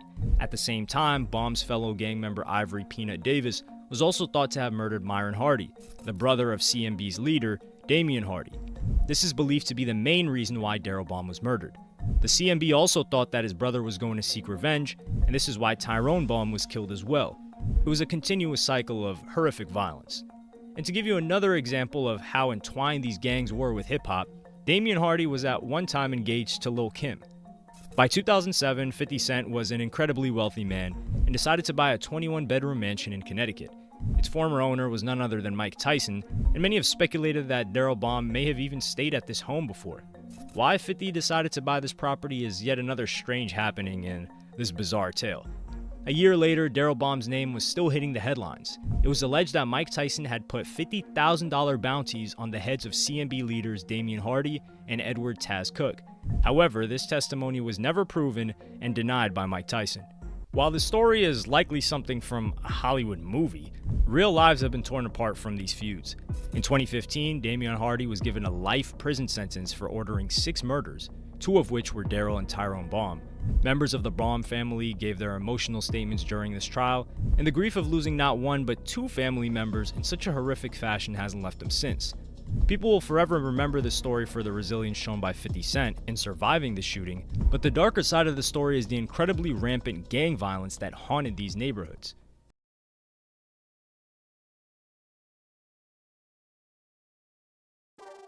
Ever since the beginning of Jay's career, fans have argued about whether Hov and his music were gangsta or if he had stolen some or many of his lines from another rapper. However, there's at least one incident that could have completely derailed Jay-Z's career and put him in jail for years. It was a very serious situation near the beginning of his career, and one of Biggie's business partners was on the receiving end of Jay-Z's bad temper at the time. In December 1999, Jay-Z and Lance and Rivera had a heated argument over an undisclosed matter at the Kit Kat Club nightclub in New York. It happened in the midst of a release party for Q-Tip's album Amplified, to which multiple celebrities and hip-hop industry big names like P. Diddy, Lil Cease, and Lil Kim were invited. Things got physical, and Jay-Z allegedly stabbed Rivera in the abdomen and back multiple times. The two, quote, definitely had a working relationship, according to Aaron Burke, a spokesperson for Rivera, who said that Hov and Rivera knew each other for a long time. They both grew up in Brooklyn together. Both had connections to Biggie Smalls. Important to note, the Notorious B.I.G. and Jay-Z always had a warm and pretty close relationship. They worked together for years and helped each other in their private lives when it was needed. And Jay-Z also helped himself to many of his lines during his career. Jay-Z never shied away from acknowledging Biggie's influence on him and his career, and the two always had respect for each other's music. Lance Rivera, who would have personal issues with Jay-Z later, was also on good terms with Big, but the two mostly kept a business relationship rather than being close friends. The incident in question happened 2 years after Biggie's passing. So basically the issues between Jay-Z and Lance had nothing to do with Biggie Smalls, to make things clear. What went wrong then? Well, that's where the fans' opinions differ. The initial theory revolved around the business Jay-Z and Un were working together. Lance Rivera was a producer for numerous Jay-Z projects and was working with him on Hov's 4th album, Volume 3, Life and Times of S. Carter. Everything was going fine. The album was ready for release in a month, and Jay-Z wanted to celebrate finishing the project by throwing a listening party at Irving Plaza with his crew. This party took place the same day as Q-Tip's album release party, where Jay-Z and Un butted heads. Hov performed some of his new tracks here, and it was a usual event until Jay found out that his upcoming album was already bootlegged a whopping month before its release. Back in the day, the internet wasn't that widespread, and bootlegs were a far bigger deal than they are nowadays and had a greater impact on artists' income. After all, you can't distribute your album to every store across the nation in just a day, as opposed to when you can just put it up on streaming platforms immediately or less than 24 hours after it leaks. Usually the records would leak a couple of days, maybe weeks before the release, after they would get to stores and someone would get their hands on them. But an entire month could potentially hurt a project to the point where it made basically no sense to even release it. It made Jay-Z absolutely angry. He even started yelling, "F the bootleggers," and cussing them out from the stage. A big part of the problem was the fact that music was mostly distributed physically at the time, so the internet wasn't to blame for the leaking. Bootleggers had to gain access to the copies of the album that were typically given to them by the company that produces and distributes the project for promotional and other purposes. Logically, the person who leaked Jay-Z's album should have been someone who got the copy early, like for example a DJ, or it could be someone who worked for the company itself. For one reason or another, Jay-Z had enough evidence to suggest that it was Lance Rivera who bootlegged the upcoming record, which led to Hov taking matters into his own hands and going after him at the party in the Kit Kat Club where the entire incident happened. Those rumors were circulating in the media right after the incident happened, and some of the biggest music platforms like MTV linked this information to an anonymous source who worked with the police, although there wasn't a single public statement made on the matter. That's why things got even more intriguing when a completely different version, which involved Charlie Baltimore's name, made it to the public eye. Interestingly, those rumors were created by none other than the rapper Cam'ron, who also had a close relationship with Lance Rivera and Big, and was beefing with Jay at the time. In his diss track towards Hov, Cam'ron dropped this line, "It ain't my fault I'm raw, I'm sorry B, but I want war." And he stabbed Un over Charlie Baltimore, sucker for love, sucker for love, kill it, itch, go to trial, hand be stuffed in the glove. There's no need to go in depth about these lyrics, as everything is rather straightforward here. And thankfully, Cam'ron elaborated on the lines in one of his interviews. This was all over Charlie Baltimore. I'm not going to get into the details of what happened and why, but it's just a lot of where Jay liked Charlie at one time and that was Biggie's girl. Un felt that was the artist and Jay was teaching her the business. Un and Jay, shoot, they can say a song leaked or whatever, but it was all over Charlie Baltimore. Baltimore, on the other hand, debunked those rumors on numerous occasions through the years. Cameron, how you feel about him saying that Jay-Z stabbed Un over you? I don't know really what happened. I actually came there after the effect. Like, Un was already stabbed. I don't know exactly who stabbed him. I don't think that Jay stabbed Un. But there was a record, or it was something going on with some bootlegging of some albums or something, allegedly, that Jay thought that Un was doing to him, and apparently that's what sparked it off. But by the time I got to the club, because if I'm not mistaken, it was this huge Q-tip party, and by the time I got there, everybody was just running out. So I'm like, what the is going on? Like, everybody's just running, screaming, and next thing I know, all I see is Un laying on the ground. And I'm like, what the is, like, what the is wrong with you? He's like, yo, I'm stabbed. Although many fans find Charlie's words unconvincing. But if I recall you saying that you heard Un saying that. If you don't mind, can you detail that day from your point of view?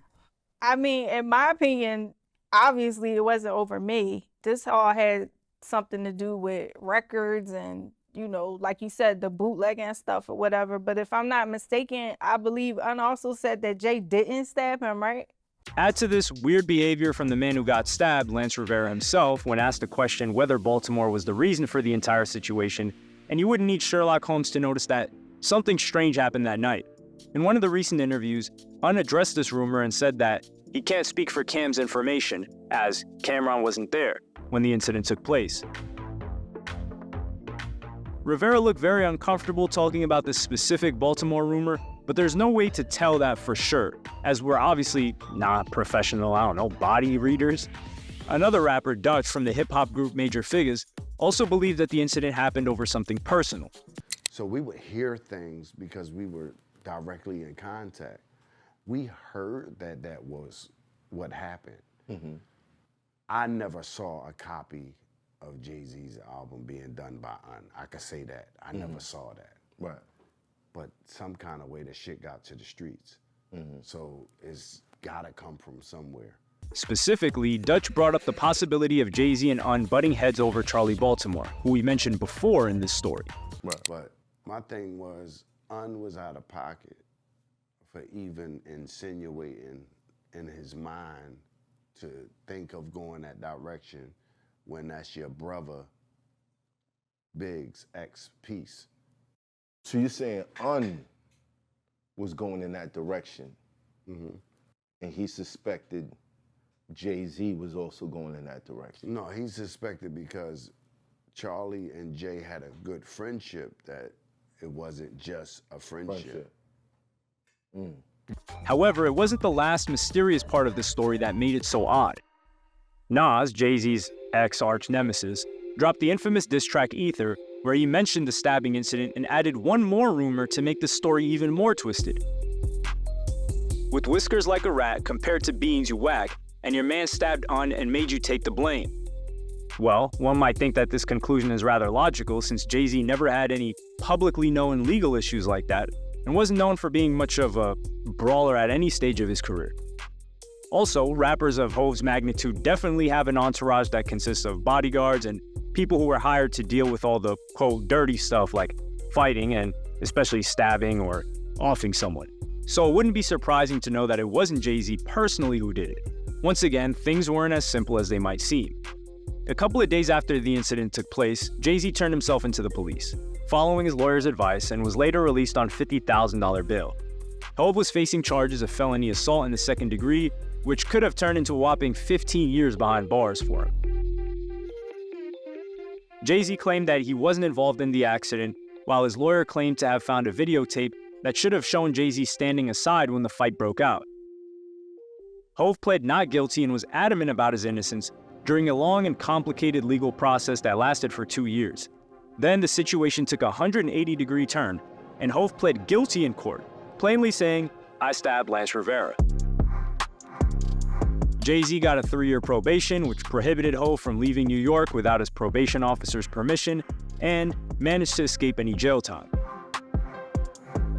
Thankfully for Jay, everything turned out in his favor, and pleading guilty was probably what helped Hov save his life and career for the next at least 5 years.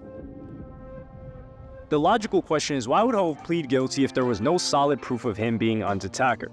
Well, first things first, it was a very serious charge, and if Jay indeed did it, the court would have found it out sooner or later. So Jay-Z's lawyer probably thought it would be better for Hov to just come clean or at least admit to it even if he didn't do it, so the punishment would be less harsh, he wouldn't get any jail time, and he could continue the momentum of his career. The second reason could be a bit more shrewd.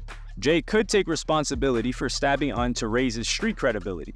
Sure, it might sound weird and kinda risky considering the stakes, although stranger things have happened in hip-hop, where respect and sometimes fear are everything. Jay-Z addressed this incident numerous times in his tracks, interviews, and in his autobiographical book Decoded.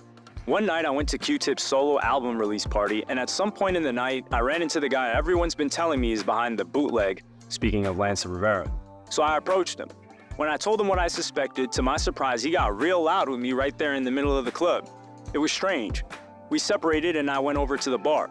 I was sitting there like, nah, the F this dude did not. I was talking to people, but I was really talking to myself out loud, just in a state of shock. Before I even realized what I was doing, I headed back over to him, but this time I was blacking out with anger.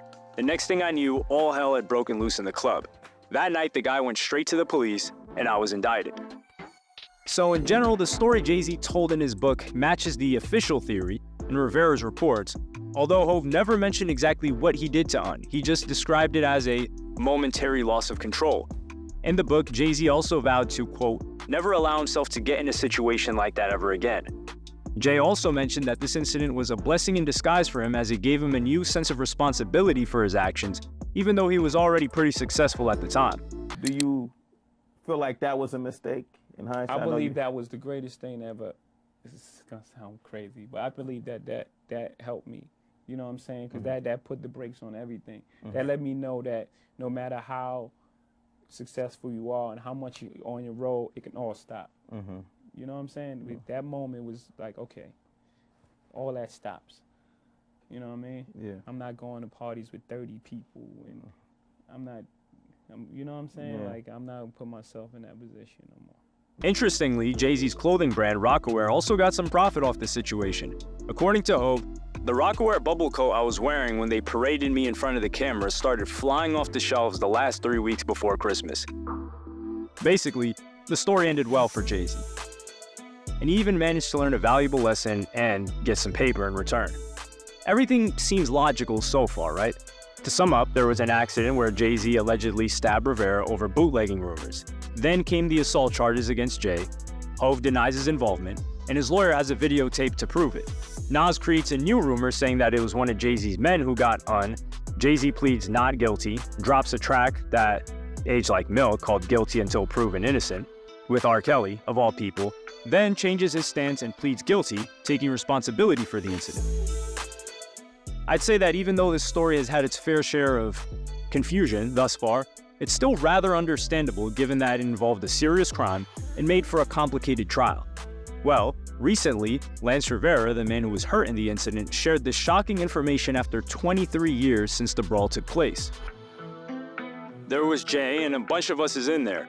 I ended up getting surrounded by a bunch of people. It was probably 10 knives that I knew of, and I ended up getting stabbed. Me and Jay-Z had a conversation right before I got hit in the head with a champagne bottle. Rivera also opened up a bit on what exactly was said in the argument. It was a brief conversation and I was looking at him like, what are you talking about? You know you effing up the money right now. Basically, Un's words matched the official theory, and they matched Jay's story as well. Ho found out about the bootlegging, and someone linked it to Rivera.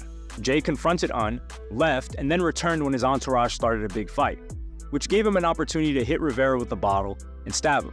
However, there's one interesting fact. Rivera denies that it was Jay-Z who hurt him. I don't know where people got Jay-Z stabbed me from because if anybody knows Jay-Z, Jay-Z a nice guy. He's an artist, he's a poet, he's gifted, and it's never been his history. If Jay-Z had stabbed me, y'all wouldn't have got the Black Album because through my whole history, I'm an eye for an eye type of guy. To clear things up, Lance Rivera said it straight away. No, Jay-Z was not the guy that actually stabbed me that night. When Rivera was asked who the attacker could be, he answered that initially he had no idea. And everyone around him was putting the blame on Jay-Z, although Un said that with time he got to know the real attacker. Un said that he absolutely knows who that person is, but refused to go into the details, saying that the public would get the answers in his upcoming autobiographical series. Rivera also said that he was being led by Steve Stout's instructions back in 1999, whose plan was, quote, to get rid of Dame Dash. So what Rivera is basically saying is that he's a victim of circumstance who doesn't know, 1, why Jay-Z antagonized him in the first place, 2, why everyone thought it was Jay-Z who stabbed him, 3, why Cameron threw Charlie Baltimore's name into the situation. Well, at least one of those things is rather not true, as according to Baltimore herself, who saw the aftermath of the incident in the club, she had this to add to the story. And they all were running out, including Jay. I saw Jay coming out, scowling, crazy look on his face. And then in the back, like towards where the bar area was, I saw Un laying on the ground and just, you know, like shouting like Jay-Z stabbed me. And I'm like, what? Like, what is he saying right now? I'm with 2 of my homegirls and he's like, Jay-Z stabbed me, Jay-Z stabbed me. So I'm like, yo, stop saying that. So, logically, Un knew where the Jay-Z rumor came from. If a person gets stabbed and immediately shouts the name of the person who did it out loud, there's a chance that everyone who was there would believe it, right? However, of course, it would be difficult for Un, who was in pain, to think rationally. Although he hadn't really done anything in the upcoming years to debunk the theory and help get Jay's name clean. Even up until now, the situation is still very shady. Even after more than 20 years, especially considering all the recent comments made by Charlie Baltimore and Lance Rivera, today Jay-Z's still incredibly successful, hip-hop legend and businessman, with an established resume and legacy in the rap game. So it's unlikely that anything would really change for Hov, even if we get some controversial details of this odd incident in the future. Plus, many people weren't even born when this happened. One thing's for sure though, that night almost destroyed Jay-Z's career single-handedly. So it will remain among one of the biggest mysteries and what-ifs in hip-hop. Make sure to subscribe for more.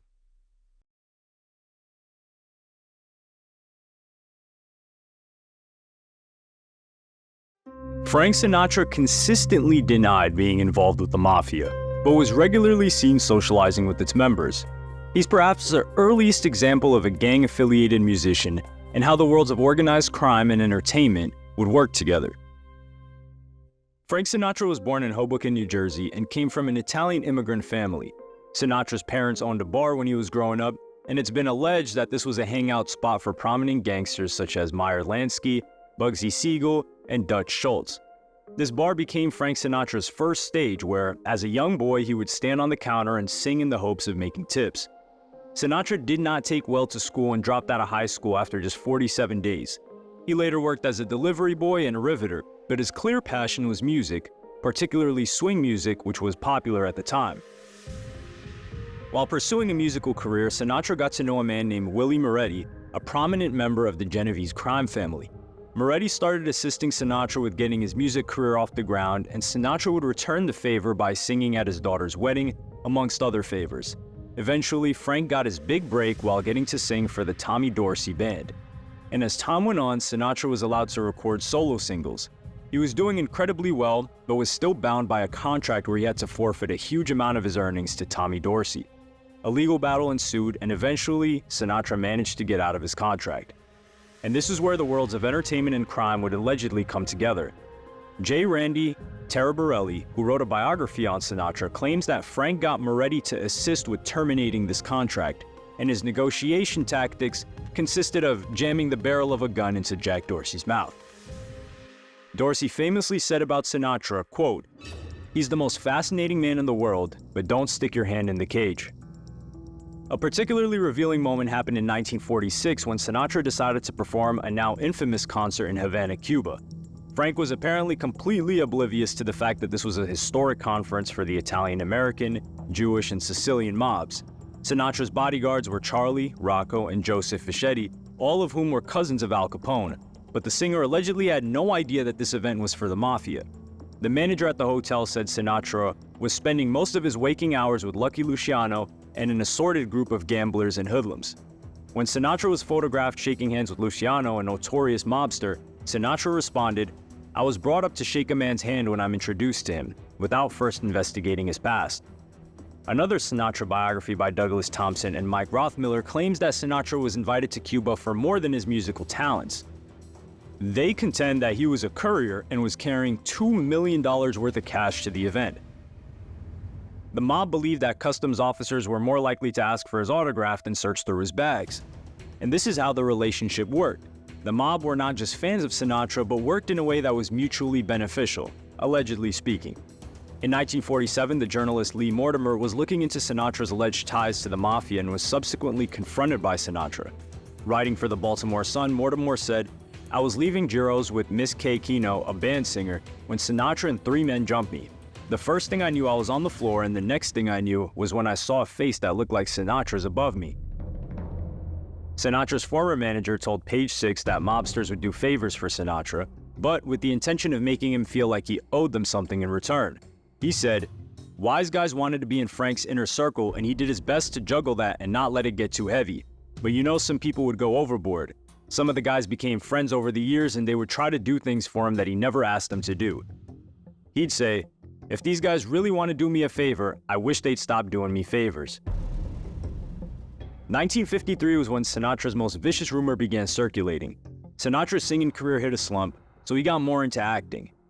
He landed a role in the movie From Here to Eternity, and it was alleged that a mob boss helped secure this part for Frank with some rather forceful negotiating tactics. Another actor in contention for the role suddenly had scheduling conflicts too. And through this acting gig, he won an Academy Award for Best Supporting Actor. The winner is Frank Sinatra. So despite the nefarious means by which he allegedly got this role, he clearly more than deserved it. Frank was good friends with the comedian Phil Silvers, and Silvers' ex-wife claimed that both Phil and Frank had a sort of, quote, mob crush, or man crush, on the mob boss Bugsy Siegel. She said, "Phil and Frank admired and adored Bugsy Siegel so much. Frank and Phil would immediately stand up when he passed by and, with real reverence in their voices, said, quote, 'Hello, Mr. Siegel, how are you?' They were like two little children seeing Santa Claus, or two altar boys standing, paying homage to the Pope." In the 1960s, Sinatra was mixing in incredibly elite circles, to the extent that he was now friends with the Kennedy family. Sinatra began vocally supporting the Democratic Party and was involved in the successful presidential campaign of John F. Kennedy in 1960. The mob also assisted with this campaign, but this backfired when John F. Kennedy appointed his brother Robert Kennedy as Attorney General and wanted to crack down on the mob. If you're not convinced by now that Sinatra was at least close to the mafia, then see what you make of what happened in 1964. Frank Sinatra's son was kidnapped, and Frank's phone records show that the first person he called when this happened was Sam Giancana, a notorious mob boss. He then made another call to an alleged hitman. This was at a time when Sinatra was good friends with Robert Kennedy, the Attorney General of the United States.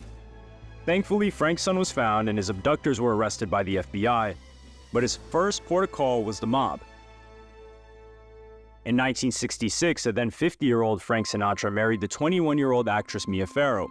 The comedian, Jackie Mason, thought this relationship was ripe for funny material and did a whole routine about how at the end of the night, Frank would take off his dentures while Mia would take off her braces. But while Mason was staying at the Aladdin Hotel in Las Vegas, 3 shots went through his hotel room door. Mason survived the incident, but decided not to do any jokes about Frank Sinatra anymore. Like Tommy Dorsey before him, he had stuck his hand in the cage. And while Sinatra was constantly trying to silence rumors about his mob affiliations, a writer named Mario Puzo would go on to completely tarnish his reputation. If you don't recognize Puzo's name, you'll probably know his book and movie, The Godfather. The book was published in 1969, and the movie was out in cinemas by 1972. Although a work of fiction, the story has a character called Johnny Fontaine, a Sinatra-like singer who owes his success to the mob. Fontaine is performing at the wedding of the daughter of a mobster, something which Sinatra did too. The story showed how interconnected the mob was with the entertainment industry and gave a nod and wink to Sinatra's involvement in organized crime. The very same rumor about Sinatra, that a mob boss intimidated to get him a movie role, was replicated in the story when Godfather Vito Corleone made him an offer he couldn't refuse to the head of a movie studio. In the movie, Vito's son Michael tells his new girlfriend Kay that a gun was held to the studio exec's head. And my father assured him that either his brains or his signature would be on the contract. Sinatra was aware of The Godfather from early on. Before the novel was even published, Mario received a letter, quote, from Sinatra's lawyers demanding to see the manuscript. While writing the screenplay, Sinatra is believed to have seen Mario at a restaurant and shouted, "Choke. Go ahead and choke." However, this story is believed to be more of an urban legend than something that actually happened. Mario wrote in 1972, "I remember that, contrary to his reputation, he did not use foul language at all. The worst thing he called me was a pimp, which rather flattered me since I've never been able to get a girlfriend to squeeze blackheads out of my back, much less hustle for me."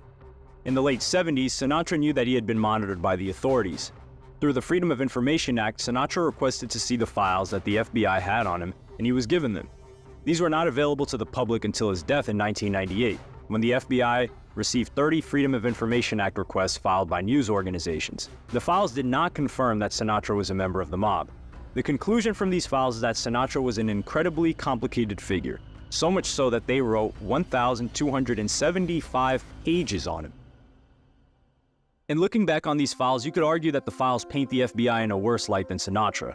Frank was a vocal anti-racist during the Civil Rights era, and they monitored his activism in this area because they felt that it could lead to him becoming a communist. And contrary to his reputation as a mobster, Sinatra offered to be an informant for the FBI in the 50s, but was rejected. However, the files had mounds upon mounds of information about Sinatra socializing with well-known mobsters. The LA Times reported, growing up, Bugsy Siegel invited Sinatra to the opening of the Flamingo Hotel in Las Vegas in 1946. Luciano listed him in his address book in 1949. Sam Giancana, Vito Genovese, and Thomas Lucchese were his guests in Atlantic City, New Jersey in 1959. James John Warjack, who had made it to the FBI's most wanted list, had a picture of Sinatra dealing blackjack. Joe Vichetti dined with him in Miami in 1968. The files said that Sinatra and mobster Sam Giancana had competitions to see how many drinks they could buy for their friends at a party at Chicago, but Sinatra maintained that Sam was just someone he met at an airport. As well as hanging out with famous mobsters, the files also revealed that Sinatra was also organizing discreet parties with John F. Kennedy, where several sex workers were also in attendance. The FBI were deeply worried that Sinatra was being used as an intermediary between the mob and the president and the dangers that could lead to. In the eyes of the authorities, Sinatra was not a criminal but a security issue. Over the pond, British officials were not okay with Sinatra performing in front of Queen Elizabeth. Frank was also not allowed to perform for the US troops during the Korean War. But despite the mountain of information the FBI had on Sinatra, they had no charges against him. Sinatra could have been a member of the mob, or he could have been forced to placate the mob. Or like a lot of people, he just seemed to have a bunch of sketchy friends in high places. One thing is for sure though, that he led one incredibly mysterious as well as interesting life.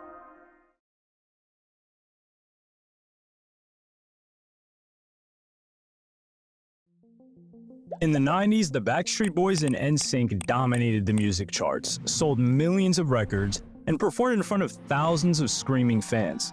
For these young men plucked from obscurity, it seemed too good to be true, and that's because it was.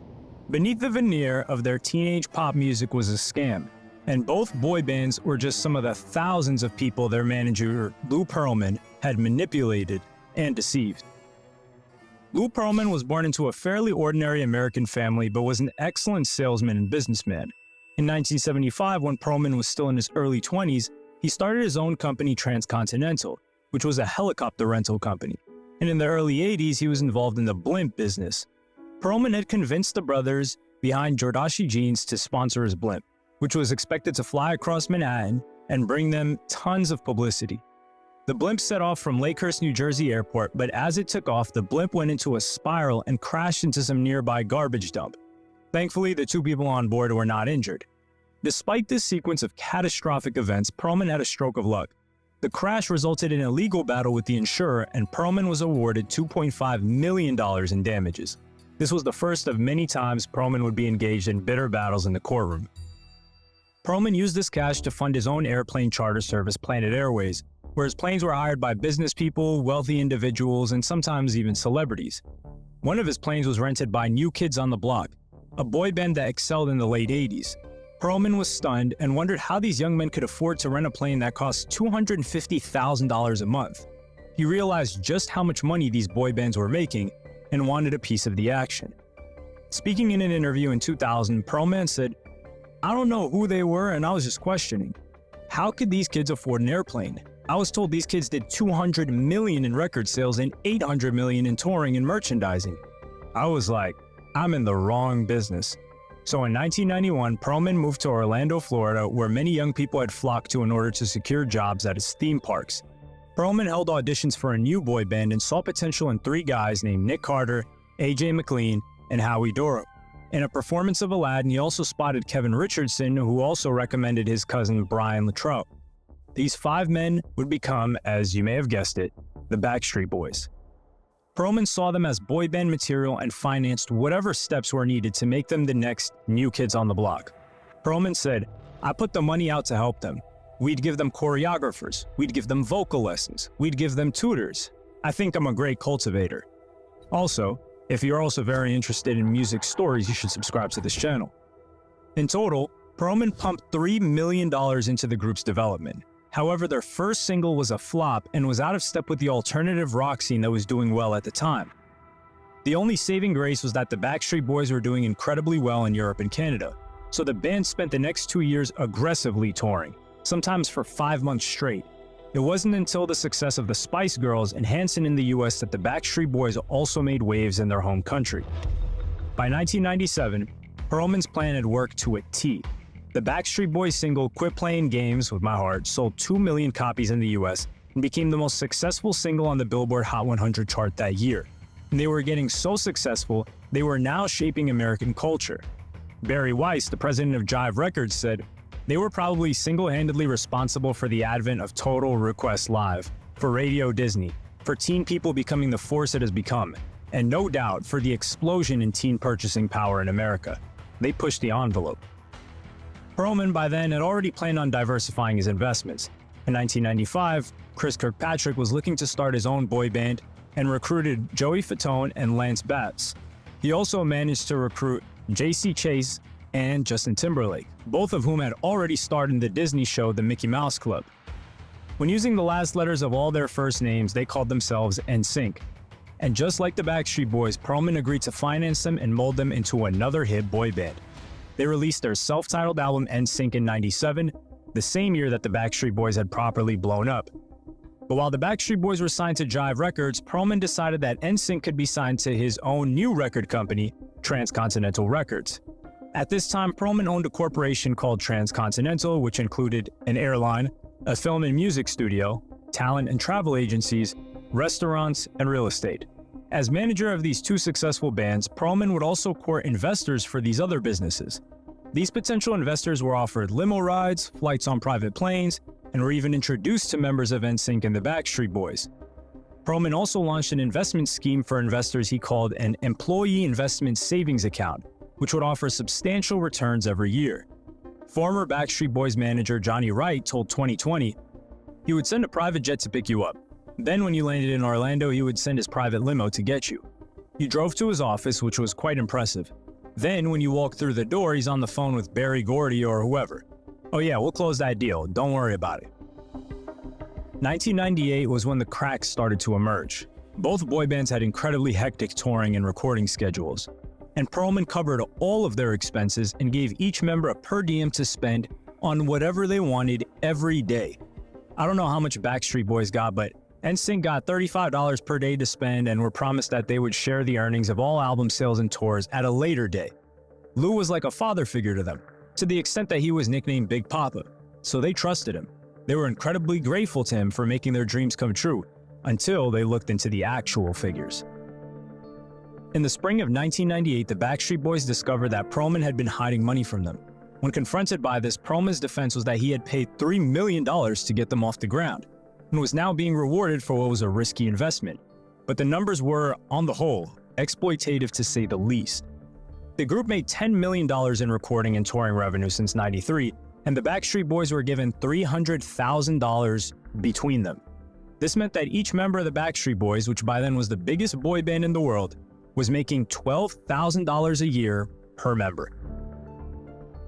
So the Backstreet Boys filed a lawsuit against them, and eventually they reached a settlement and allowed them to break free from Pearlman's management. On this contract was what became known as the Sixth Member Clause. Pearlman had written himself down as the sixth member of the Backstreet Boys and was fully entitled to their earnings. So despite parting ways, Pearlman was still entitled to 17% of their earnings. In 1999, NSYNC also had their world crash down for them too. All 5 members and their families were invited to Laurie's The Prime Rib in Beverly Hills to celebrate their success.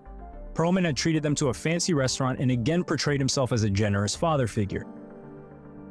After 3 years of playing in front of sold-out crowds and selling millions of records, the members of NSYNC were finally about to receive the money they had generated from the band. When each member opened up their envelopes, they couldn't believe their eyes. Each member had received a check of $10,000. While the Backstreet Boys were paid $12,000 a year, the members of NSYNC were only getting $3,300 a year. The second biggest boy band on the planet was not even making anywhere near minimum wage. NSYNC compared it to indentured servitude. Lance Bass of NSYNC said, "This is when I knew we were being taken advantage of. There was something wrong. We immediately started calling lawyers." So, just like the Backstreet Boys, NSYNC sued Pearlman. But just like the Backstreet Boys, Pearlman had also placed himself as the sixth member of NSYNC. In 2000, another bitter court battle took place, but NSYNC broke free of Pearlman and released a new album. And as a sneak diss to their former manager, it was called No Strings Attached. In the music video for their hit single Bye Bye Bye, all 5 members are all puppets connected to strings, and was the band mocking the Pinocchio-like lives they led under Pearlman. Pearlman tried to replicate this formula with other boy bands and artists. He had some successes with O-Town, LFO, and Nick Carter's brother Aaron Carter. However, he couldn't replicate the success he had with the Backstreet Boys and NSYNC, and the tides of musical tastes were changing. When NSYNC broke free of Lou Pearlman, there were still many unanswered questions. Despite being signed to Transcontinental Records, they never once used Transcontinental Airlines for their tours, and always traveled via Delta. And everything about Lou Pearlman was starting to unravel. As it turned out, the FBI was looking into Pearlman, and before they could arrest him, Pearlman had fled the country. The reason why NSYNC had never traveled on Transcontinental Airlines is because it had no airplanes, and the company itself only existed inside Lou Pearlman's head. Many of his transcontinental companies were simply fictitious, and he took money from investors as part of a Ponzi scheme. On the brochure of Transcontinental Airlines, Pearlman had taken a photo of a toy plane. The scheme was simple. Investors would receive dividends, or extra money, early on and were given the impression that this was a great pension plan. In reality, the dividends were payments from newer victims, and he had done it over and over and managed to screw roughly 2,000 people, mostly Florida retirees. And this scam was running long before the Backstreet Boys and NSYNC. To keep the scam going, Pearlman regularly took loans out from banks, and these banks paid money to Pearlman's accounting firm, which also didn't exist. Roger Handberg, a federal prosecutor in Central Florida, explained, he would use the money to plug whatever hole that he needed to plug. So if he had bank fraud money that he needed to use to pay off an investor, he would do that. If he had a problem where he had to pay a bank some money, he would use the investor money. All the money was commingled, and it was used however it would benefit him. His financial frauds were first discovered when Joseph Chow, one of Pearlman's biggest investors, died of pancreatic cancer.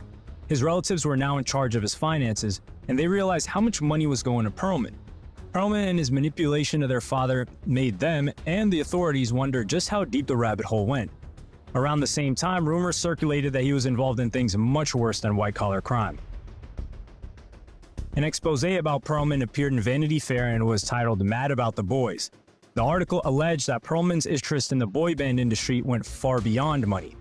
In the article in Vanity Fair, it read, "Some, especially the teenagers, shrugged and giggled when he showed them X-rated movies or jumped naked on their beds in the morning to wrestle and play. Others, it appears, didn't get off so easily. For any number of young men who sought to join the world's greatest boy bands, Big Papa's attentions were an open secret, the price some paid for fame." While these allegations were difficult to prove, his financial crimes were a lot more clear-cut. He had scammed these people and needed to pay the price. But the question on everyone's mind was, where was he and where was all the money? The Vanity Fair article stated, "Most of those milling about Pearlman's offices had scant idea what he had done wrong, much less where he had fled to. Some said Israel, or Germany, or Ireland, or Belarus. After months of fleeing the scene, it was finally revealed where Pearlman had gone. A German tourist spotted him on the island of Bali in Indonesia, and it's believed that he contacted the authorities. Conveniently, the FBI had an attaché in Jakarta in Indonesia and Pearlman was arrested. The gig was finally up. In 2008, Pearlman stood before an Orlando court. He admitted to defrauding multiple banks and investors and is believed to have frauded $300 million in total. He took a plea deal, in which the prosecution hoped would help bring back some of the money taken from the victims. A startling statistic is that towards the end, Pearlman was sued by every single artist he represented, except for the boy band US5. Behind bars, Pearlman started a choir and also wanted to set up a reality TV show. And in 2014, he said, "You know, I deeply regret what happened, and I'll be back." But Pearlman never set foot again as a free man. In 2016, he suffered a cardiac arrest and died in prison. And strangely enough, his death resulted in mixed feelings from the people who knew him. He had screwed them over, but he was also the reason behind their success.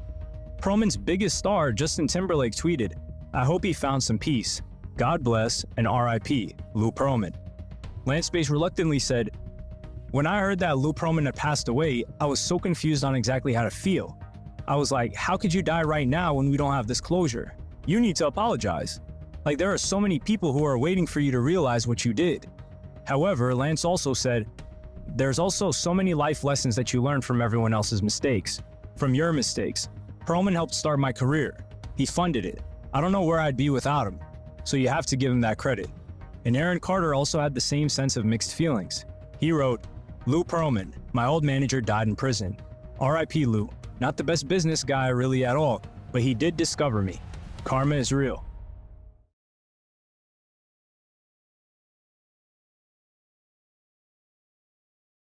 On a dark December night in 1980, John Lennon returned to his home in New York. He spotted a familiar face outside his apartment building who apparently took out a .38 caliber gun and shot him 4 times, killing one of the most influential and beloved figures of the 20th century. For decades, John Lennon's murder has been portrayed as simply a madman with a gun. However, recent research has found several holes in the accepted explanation and shockingly points toward conspiracy theories that have been dismissed for many decades. Although John Lennon passed away in 1980, you could trace the starting point to his murder on March 4th, 1966, when the Beatles singer allegedly declared that he was bigger than Jesus. In an interview with the London Evening Standard, Lennon was asked about Christianity and said, "Christianity will go, it will vanish and shrink. I needn't argue with that. I'm right and I'll be proved right. We're more popular than Jesus now. I don't know which will go first, rock and roll or Christianity." 5 months later, the American teen magazine Datebook published these comments, and essentially all hell broke loose. Across the Bible Belt of the USA, the Beatles experienced a boycott of their music, followed by the burning and destruction of their records and merch. Banners read, "Jesus died for you, John Lennon," and "John Lennon is Satan." These comments by Lennon angered many people in the evangelical community, including Mark David Chapman, the person who would allegedly go on to kill him 14 years later. According to Lennon, his words were twisted and taken out of context. But whether Lennon meant it or not, these comments demonstrated just how powerful a figure he was, and how he had millions of people hanging on to his every word. When John and the Beatles were singing love songs like "She Loves You" and "Love Me Do," this wasn't that big of a deal. But around 1969, John started to become more actively engaged in the political world. and there is documented evidence that the FBI were not happy with this. As well as writing songs like Give Peace a Chance, John and his wife Yoko Ono staged Bed-ins for Peace, where they protested the Vietnam War by staying in bed all day in the Hilton Hotel in Amsterdam, and later that year in Montreal. He also returned his British knighthood to protest the war. While this may not seem like such a big deal today, the FBI were concerned. After the breakup of the Beatles, John and Yoko moved to New York City. For the Nixon administration, the last thing they needed was an extremely powerful anti-war demonstrator living in their own country. The government also got wind that Lennon had planned a US tour encouraging young people to register to vote. The historian John Weiner said, the '72 election was going to be the first in which 18-year-olds had the right to vote. Before that, you had to be 21. Everybody knew that young people were the strongest anti-war constituency. So to get Lennon out of the country, the strategic countermeasure is to deport Lennon so he won't be able to take this tour that would register young voters. Files from the FBI about Lennon said, Lennon should be arrested, if at all possible, on possession of narcotics charges, and this would make him immediately deportable. However, by 1972, the FBI stopped monitoring Lennon and no longer considered him a threat. Part of why John became less radical is because Yoko Ono was in a custody battle with a child from another marriage who lived in the US. So if John got deported, his wife would have to choose between him or her child. In the mid-70s, Lennon released albums to honor his contract with Apple Records and went into retirement. This coincided with the birth of his son Sean, and he spent a lot of his time looking after him and became a, quote, house husband. John was now staying at an apartment complex known as the Dakota, which overlooks Central Park. And this is where John Lennon was incredibly innocent and naive. It was public knowledge that he lived here, and he regularly wandered in and out of his home without any security whatsoever.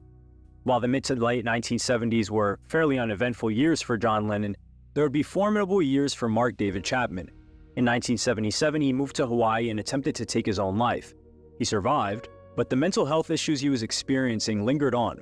And by 1979, these issues festered into something really dark and disturbing. He became obsessed with the novel The Catcher in the Rye, and saw himself like its main character, Holden Caulfield, who's a pure and innocent person navigating a dark world. In an interview, Chapman said, I really identified with him, his plight, his loneliness, his alienation from society. Mark David Chapman made a list of people he wanted to kill, which included Marlon Brando, Walter Cronkite, Johnny Carson, and former First Lady Jackie Kennedy. In the end, Chapman chose Lennon because he believed him to be a phony and a hypocrite. In reference to Lennon's song Imagine, Chapman said, he told us to imagine no possessions, and there he was, with millions of dollars and yachts and farms and country estates, laughing at people like me who had believed the lies and bought the records and built a big part of their lives around his music. In referring to Lennon's song God, he said, I would listen to this music and I would get angry at him for saying that he didn't believe in God, that he just believed in him and Yoko. In 1980, Chapman's rage was burning inside him, and John Lennon was back making music. In October, Lennon had released Just Like, Starting Over, which went to number 6 on Billboard. That same month, Chapman decided to bite the bullet. He quit his job and flew to New York, with the sole purpose of killing John Lennon. However, when he reached New York, he had difficulty obtaining ammunition, so he flew to Atlanta to meet up with a police officer friend who said that he could sort him out. Chapman told him that he was in New York, so he wanted it for self-defense. Chapman's bizarre logic worked for the better during this trip to New York. He was initially motivated to kill Lennon from reading the book The Catcher in the Rye, and was now motivated to no longer kill Lennon after watching the movie Ordinary People. Chapman said, my rage was defeated. The volcano was capped. He decided that not only was he not going to kill John Lennon, but he also phoned his wife and explained everything that was going on inside his head. His wife did not go to the police because Mark agreed to do some counseling. With a new single on the charts, Lennon was also getting politically engaged. In November of that year, he spoke on behalf of striking workers in Los Angeles and San Francisco. The John Lennon who terrified the FBI in the early 70s was back. After a few weeks in Hawaii, Chapman changed his mind once again, and now he was again on his second trip to New York. His wife naively thought he had given up on his plan to kill John Lennon, but she could not have been more wrong. December 8th was when Chapman and Lennon would finally cross paths. At 11 a.m., Lennon was scheduled to do a cover shoot with Rolling Stone magazine, and the photographer Annie Leibovitz called to his home. Leibovitz opted to have nude photos of the couple, but this was something that Yoko was uncomfortable with. Instead, they opted for a photo with John in the fetal position and wrapped around a fully clothed Yoko. By 12 p.m., Paul Gorsh, a diehard fan of Lennon, who John became friends with, engaged in small talk with a guy named Mark outside Lennon's home. Chapman had a copy of Lennon's new album, Double Fantasy, and told Gorsh that he was hoping to bump into Lennon so he could sign his record. 40 minutes later, the radio personality Dave Sholin and his crew arrived to interview Lennon about the new album. In this interview, Lennon remarks, "I consider that my work won't be finished until I'm dead and buried, and I hope that's a long, long time." In the middle of this interview, John's son Sean and his nanny, Helen Seaman, returned home after spending time in Long Island. At 4:30 p.m., Lennon left the Dakota with the radio crew and waited for a ride to a studio in Midtown with the hopes of working on a new song. Suddenly, he was approached by Chapman. Chapman walked towards him and held out the CD. Lennon asked him if he wants him to sign it, while Chapman timidly nods, yes. Paul Gorsh was still there and took photos of the two of them together. Chapman's signed copy of Double Fantasy is now worth $1.5 million. Then RKO's limo arrived, and they offered Lennon a ride to the studio. It was not until John and Yoko arrived home that Chapman decided to pick his moment. He had flown over from Hawaii for the second time, and it was now or never. At 10:50 p.m., a limo pulled up outside the building with the unmistakable vision of John and Yoko exiting the vehicle. John and Yoko walked by Chapman without any words spoken. It was not until they had their backs turned and they were entering the building that Chapman decided to strike. He pulled out his gun and shot John repeatedly. The doorman, Jose Perdomo, quickly arrived on the scene. He allegedly said to Chapman, "Do you know what you've just done?" Chapman chillingly replied confidently, "Yes, I just shot John Lennon." The police arrived and Lennon was taken to the Roosevelt Hospital. Medics spent several minutes trying to resuscitate him, but he was a lost cause. John Lennon, one of the few people who could declare that he was bigger than Jesus and people took him seriously, was dead. From the outside, this looked like an open and shut case. Mark David Chapman was seen with a gun at the scene of the crime. Added to that, Chapman took a guilty plea and admitted the crime. It would seem incredibly conspiratorial to doubt what happened on that night. But once you hear evidence of what happened, the original story looks a lot less plausible. British author and TV producer David Whelan spent time during lockdown and the pandemic exhaustively going through all of the evidence and believes that Lennon's killer was not Mark David Chapman, or at the very least, there are inconsistencies with the established story of what happened. His first stunning discovery was that not a single witness, including Yoko Ono, saw Chapman shoot Lennon. Yoko Ono's location has changed due to various witness statements, but this is possibly due to the passage of time and the trauma of losing her husband in such a manner. Whelan's biggest finding was at the hospital. Dr. David Halloran and the two nurses, Barbara Kammerer and Diaz Soto, contend that Lennon was shot in the front and not the back. All 4 bullets were close together, and this suggested a certain level of marksmanship. Chapman was not professionally trained on how to use a gun and seems to have shot Lennon perfectly in the same spot during a dark night. Halloran also argues that these shots were taken from a few feet away. Whelan's main argument is that there must have been a second shooter. The obvious rebuttal to John being shot in the front is that he simply turned around. Yoko Ono's testimony does not say that he turned around, nor has Chapman said that he called out to him before shooting. According to Whelan, between the two of them, nurses Kammerer and Sato saw Lennon's wounds up close 3 times, twice when he was washed and shrouded. Nobody was better placed to say where and how John Lennon was shot. He would add, Dr. Halloran said that not even a Navy SEAL could pull it off from that distance. Whelan has said that because Chapman was clearly lacking sanity, this also means that he's not a reliable witness either. According to Whelan, Chapman was possibly having some kind of psychotic episode, which enabled him to think he was doing something he couldn't have done. A postmortem was carried out on Lennon's body, but curiously this was never released to the public. This was carried out by New York City Chief Medical Officer Elliot Gross, who was later investigated over allegations of misconduct, misleading causes of deaths, and covering up evidence of police brutality. He was dismissed in 1987 but cleared of 11 charges of negligence, misconduct, and incompetence. The fact that Mark David Chapman was found guilty is the biggest rebuttal to any of these claims. However, there was no trial where all of the evidence would have been looked at in depth. Instead, Chapman went for a guilty plea. As well, there being no trial, there has never been no investigation either. And when you look at what happened before his confession and go further down the rabbit hole, things get incredibly interesting. Chapman was visited by 3 psychiatrists, one of which was Dr. Milton Klein. Klein worked with the CIA and was known for his MKUltra mind control program, which is what the movie The Manchurian Candidate is loosely based upon.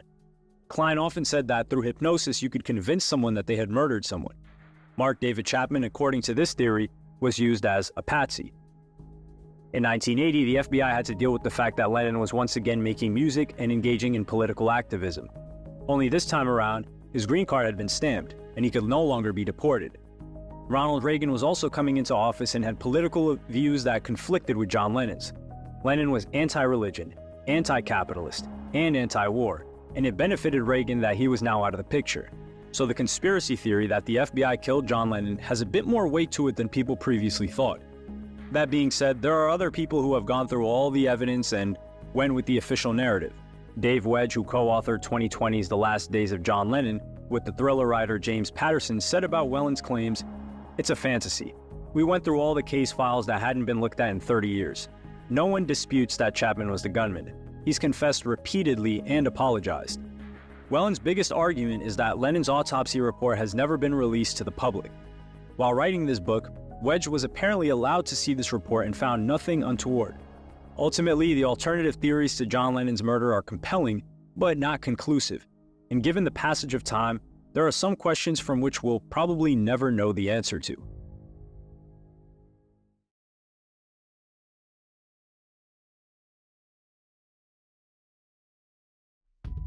December 8, 2004 marked one of the, thankfully, few occasions where a musician was killed in the middle of performing on stage.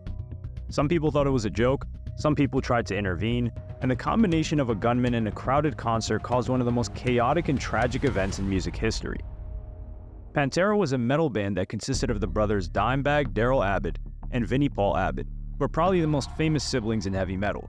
Famously, in 1989, Dimebag was offered to join the band Megadeth, but refused this opportunity when they would not bring on his brother Vinnie on board too. Pantera and the Abbott brothers would play different variations of metal and enjoy over 2 decades of success within the metal scene and beyond. Their 1994 album Far Beyond Driven reached #1 on the US albums charts as well. However, in the early 2000s, Pantera broke up under acrimonious circumstances, and addiction issues facing the lead singer Phil Anselmo was believed to be the main factor in this breakup. So the Abbott brothers went on to form a different band called Damage Plan. In early 2004, they released an album called Newfound Power and started touring after its release. They spent most of that year touring around the United States, culminating in their December 8th gig at the Alrosa Villa nightclub in Columbus, Ohio. The band were no longer at the dizzying heights of Pantera's peak and only sold 250 tickets within a 600-capacity venue. Some local bands were playing beforehand, and it wasn't until roughly 10:15 p.m. that Damage Plan took the stage. Metal concerts are known for their chaotic atmosphere, so it wouldn't be too unusual to see a fan make his way onto the stage, and shortly into the set, a fan was standing up alongside the band. However, he was holding a gun. This gunman had run past other members of Damage Plan and shot Dimebag Darrell at close range. Daryl was shot several times. The chilling part of this is that some fans thought this was a prank or gimmick. People were apparently pumping their fists and thinking it was a hoax. Others who had not seen what happened thought that fireworks had gone off on stage. Someone called 911 and said, "I heard quite a few gunshots and I think somebody in the band definitely has been shot." The UFC fighter Matt Brown was actually an audience member on that night. In an interview with Fox, he said, "All of a sudden the guitar started messing up and the song started fading. I saw Vinnie Paul stopping and putting his sticks out. I looked over. I saw everybody looking over towards Dimebag. Dimebag was on the ground. I hadn't heard any shouts, but I saw some blood and I thought he'd been stabbed." Matt went on to say, "We rushed the stage. Come on, let's get this dude. About that time, a security guard knocked me over and a guy started shooting everyone in the crowd. I started to run away. There was a big pillar and I got behind it." After shooting Dimebag, the gunman shot the band's tour manager, Chris Paluska. Nathan Bray, a fan who jumped on stage to try and resuscitate Dimebag, was also shot. The band's bodyguard, Jeffrey Thompson, bravely attacked the gunman and engaged in hand-to-hand combat. Crucially, this allowed the other members of Damage Plan to escape. In the ongoing struggle, the gunman managed to retrieve his gun and fired at Thompson, resulting in shooting number 4. The group's roadie, Aaron Hulk, tried to disarm the gunman when he was reloading. He was an ex-Marine, so had training in combat situations. The problem was that the gunman was also ex-military, and he managed to shoot Aaron, resulting in a 5th shooting. Travis Burnett, a road crew member for another band, then took it upon himself to disarm the gunman and had a bullet graze his left forearm. After this, he ran away. The level of bravery within the people in the room that night was truly incredible. One fan who jumped on stage to save a bleeding victim said, "I have no clue why I jumped up there. I wasn't thinking anything. I just did it." Drum technician John Cat Brooks was also one of the people that attacked the gunman. He was shot in the leg, and instead of being killed, the gunman took him as hostage. In the meantime, Dimebag was pulled off stage by a fan named Billy Clark, who said, "We've got to get him out of here. He's still a target." I'm not sure if the soldier in me took over. He was up there bleeding and needed help. Mindy Reese, who was a registered nurse, also stayed behind. She told Rolling Stone magazine, "I said, F this, I'm a nurse. He needs help. I did chest compressions for 15 to 20 minutes. I kept saying, Dimebag, come on, please, stay with me." The bodyguard, who is now lying to the left off the stage, was also discreetly being resuscitated by fans. While the gunman may make you lose your faith in humanity, the people staying behind should make you think otherwise. The police, who had been called earlier, were now coming in through the back. James Nigmeyer noticed that the gunman had taken Brooks as a hostage and was holding him over himself. It's unclear how much of a risk he was taking, but he took aim at the gunman from 20 feet away. The final person to get shot that night was the gunman. When he was searched by the police, the gunman had another 30 rounds of ammunition left, but Dimebag would not survive that night. In total, 4 people were killed by the gunman and 3 were injured. Roadie Aaron Hawk, fan Nathan Bray, and bodyguard Jeff Thompson were the other casualties alongside Dimebag. The gunman also died. The biggest question on everyone's mind now was, why? It was revealed that the killer's name was Nathan Gale, and like everyone else in the crowd that night, he was a fan. A Rolling Stone article wrote, Gale was reportedly upset that Pantera had broken up last year and may have blamed Abbott for the band's acrimonious split. There was nothing about Gray's background that suggested anything other than he was a crazed fan who suffered from mental health issues. He was a construction worker from Marysville, Ohio. He had formerly served in the military and at the time of his killing was working in an oil change shop. His criminal history was minimal. On November 17th at 3:20 a.m., police arrested Gale for driving with a suspended license. Bizarrely, after this arrest, his friends noticed a sudden change. He was now talking and laughing to himself. He also told a friend that Pantera had stolen his songs and that he was going to sue them. He also regularly attended a tattoo parlor across from his house to get tattoos and piercings. A tattoo artist in the store remarked, "I tried to keep him away from the clientele. He kinda gave everyone a weird impression." In fact, before the gig, he arrived at this very tattoo parlor. He comes in here and likes to hang out when he's not wanted. The most pointless conversations. While these accounts might paint him as the typical loner behind many shootings, this was not the full picture. He played offensive line for the semi-pro Lima Thunder football team and reportedly had some, but not many, friends. His football coach told the New York Times, "He was just talking about football coming up. He said, 'I'll see you next week, coach.'" He traveled alone to this gig, and during one of the opening acts, another fan remembers having a conversation with him, where he said, "Hey man, why aren't you watching the show?" The fan asked him. "I don't want to see no shitty local bands," he said. "You can at least go inside and stay warm." "No man," Gale said. "I'm gonna wait for Damageplan." Club manager Ricky Cautel remembers him hanging around outside, said, "He was just a crazy fan trying to talk to members of the band. One of my guys who helps to set up the bands eventually told him to leave." When Damageplan started, Dale jumped over a 6-foot fence and went in through a side door. Billy Payne, who was performing with another band that night, said, "The dude was way determined. He was on a mission. He looked angry. He was walking like he was going into battle." Dale is believed to have said something to Dimebag before shooting. However, it's not completely clear what happened. Joe Dameron, a bass player for another band on that night, said, "With the feedback, I didn't hear what he said. I saw him open his mouth to yell something, but I don't know what it was. He just looked determined." And Dimebag Darrell, maybe as a small silver lining, had no idea that someone was trying to shoot him. Aaron Benner, a fan who was standing nearby, said, "Dime was doing his thing. He gets really into it, so he was blindsided." Like the murder of many musicians, some conspiracy theories have ruminated, but nothing quite tangible. One particular coincidence is that he was killed on December 8th, the very same date that John Lennon was shot dead. There were disturbing parallels in that this was another mentally ill fan pulling a gun on one of their supposed heroes. Much has also been made of his military background and how he may have been brainwashed during this time. For privacy reasons, the Pentagon won't release the reasons as to why he was discharged, and much has also been made about his falling out with Phil Anselmo. However, there's no evidence connecting him with this event. Because of the bad blood between them, Dimebag's family requested that Anselmo didn't attend the funeral, and he honored their wishes. With the murder of Dimebag Darrell, it's best to apply the philosophical rule known as Occam's razor. It basically says that the simplest explanation is probably the likeliest. And perhaps instead of looking into the murder, focus should shift to the people in the crowd who tried to disarm the gunman and attend to the victims. The gunman had another 30 rounds of ammunition with him, so they unquestionably made a sacrifice that saved people's lives.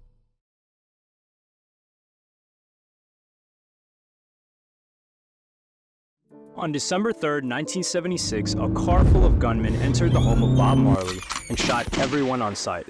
Marley, the pride and joy of Jamaica, was almost killed in his own country, and to this day, people are still trying to make sense of what happened. Jamaica's capital city of Kingston was not the nicest place to live in the late 1970s. The country had only become independent from the British in the 1960s, and they were left a deeply unequal and impoverished nation. It was full of poverty-stricken neighborhoods called garrisons, many of which had been taken over by violent gangs. It had a population of only 2 million people, but roughly 20,000 were fleeing the country every year. 50% of its people were illiterate, and 5% of the country owned 90% of its wealth. It was not the Caribbean paradise that was being advertised to tourists. The lives of ordinary Jamaicans contrasted sharply with the career of Bob Marley, who had seen unprecedented success throughout the 60s and 70s. In 1976, he released his album Rastaman Vibration, which peaked at number 8 on the US albums chart. That same year, Marley wanted to give something back to the people of Jamaica. A year beforehand, Stevie Wonder organized a benefit concert for blind children in Jamaica, and Bob Marley wanted to do something similar. In the end, he decided to set up a free concert called Smile Jamaica, and a song would be released with the same name. This was at a time when Jamaica's political climate was incredibly intense, and who you voted for was seen as a fundamental part of your identity. The Jamaican writer Marlon James said, "In my grandmother's house, there were photos of the Prime Minister and the Prime Minister's father. There are no family photos." That's how far the sort of political culture is ingrained. What's more, politicians and local gangs often colluded together to exercise control over these neighborhoods. Jamaica's then Prime Minister, Michael Manley, was a polarizing figure and proposed his own brand of socialism. Bob Marley somewhat supported him during his election in 1972, but by 1976, when an election was on the horizon, he decided to keep his distance and did not offer him any endorsement. In the 1974 song Revolution, Bob Marley sings, "Never make a politician grant you a favor, he'll always want to control you forever." It's believed that Marley was talking about Manley in this song. Roger Steffens, who has written several books on Marley, said that Bob and his band realized that Manley had let them down and they were being used. He said, "They did think Manley, being a progressive and practically a socialist, was going to change things for Rasta, for keeping them from being targets from police, and he was going to legalize marijuana. Neither of those things really took place, so that's where that line grew. Never make a politician grant you a favor, he'll always want to control you forever." That was directly to Manley. Despite Bob's wishes to become politically neutral, Manley and his election opponent, Edward Seaga, wanted to get in on the good publicity surrounding the Smile Jamaica concert. Both politicians offered their support, and Manley even offered to hold the event on the lawns at Jamaica House, the Prime Minister's official residence. But Bob wanted it to be a politically neutral event, so it was held in the National Heroes Park. However, Marley's wishes to be neutral were not fulfilled. Once the concert was organized on December 5th, Manley brought forward the election date to a few days after the concert, and this gave the impression that the show was in support of Manley. Added to that, this concert was co-sponsored by the Ministry of Culture, giving the impression that Bob was working on this event with the current government. Ultimately, Bob Marley's hands were tied. If he tried to cancel the concert, this would also be seen as a political move. Marley knew that he had been co-opted by Manley, but there was little or nothing he could do about it. And even the song Smile Jamaica was interpreted as an endorsement of Manley. To have such an optimistic song about Jamaica at this time suggested that Marley was happy with the way things were and where they were going, and Marley wanted Manley to continue as Prime Minister for another term.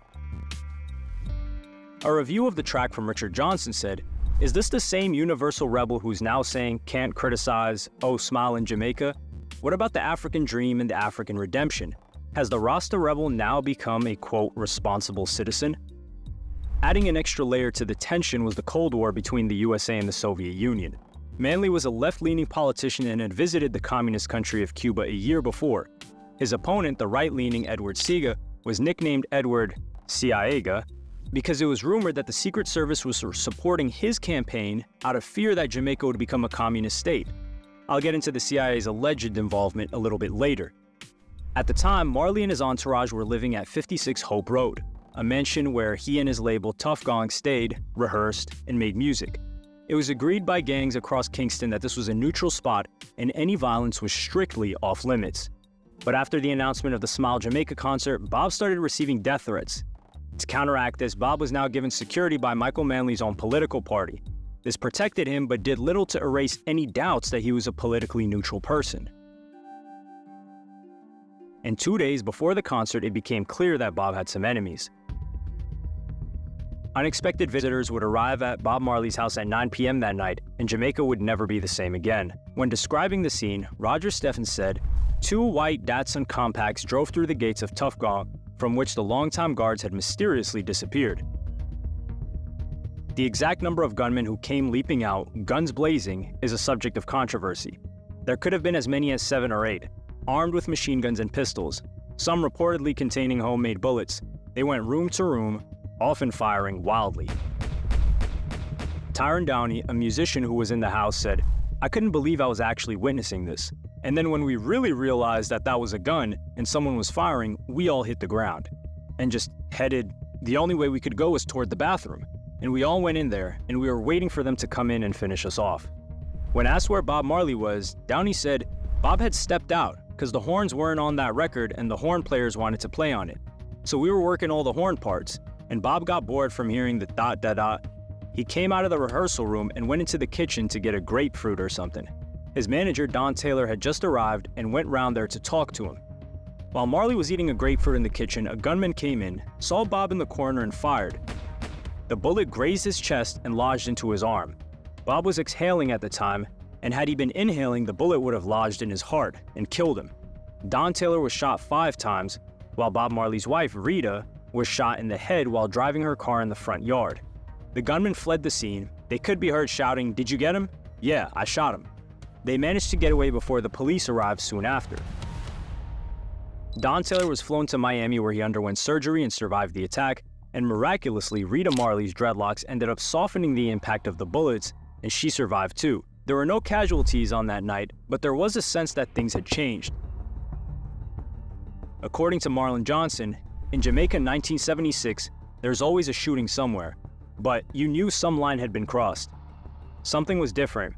There was a fear in people's voices. He also said, "Killing Marley was and is so preposterous. There's an unwritten rule in Jamaica that nobody touches the Tough Gong." After the shooting, Marley and his entourage sought refuge in Strawberry Hill, a scenic and secluded part of the island. He did not want to do the concert, but was persuaded that if he didn't, he would be doing exactly what his attackers wanted. If he showed them that he was still willing to perform after being shot, it would send out a powerful message. So, the Smile Jamaica concert goes ahead, and Bob plays to an electrified audience. Halfway through the show, he ripped open his shirt and showed his bullet wound to the audience. His legendary status just accelerated up another gear. But the reality was that Bob was no longer safe in Jamaica. And the next day he fled to London, England. Everything started right here in England. Here he composed his now legendary album Exodus, and given all that has happened, it's within this context that he releases his famous hit, 3 Little Birds. Despite having narrowly escaped an assassination attempt, he's singing the lyrics, "Don't worry about a thing, 'cause every little thing is gonna be alright."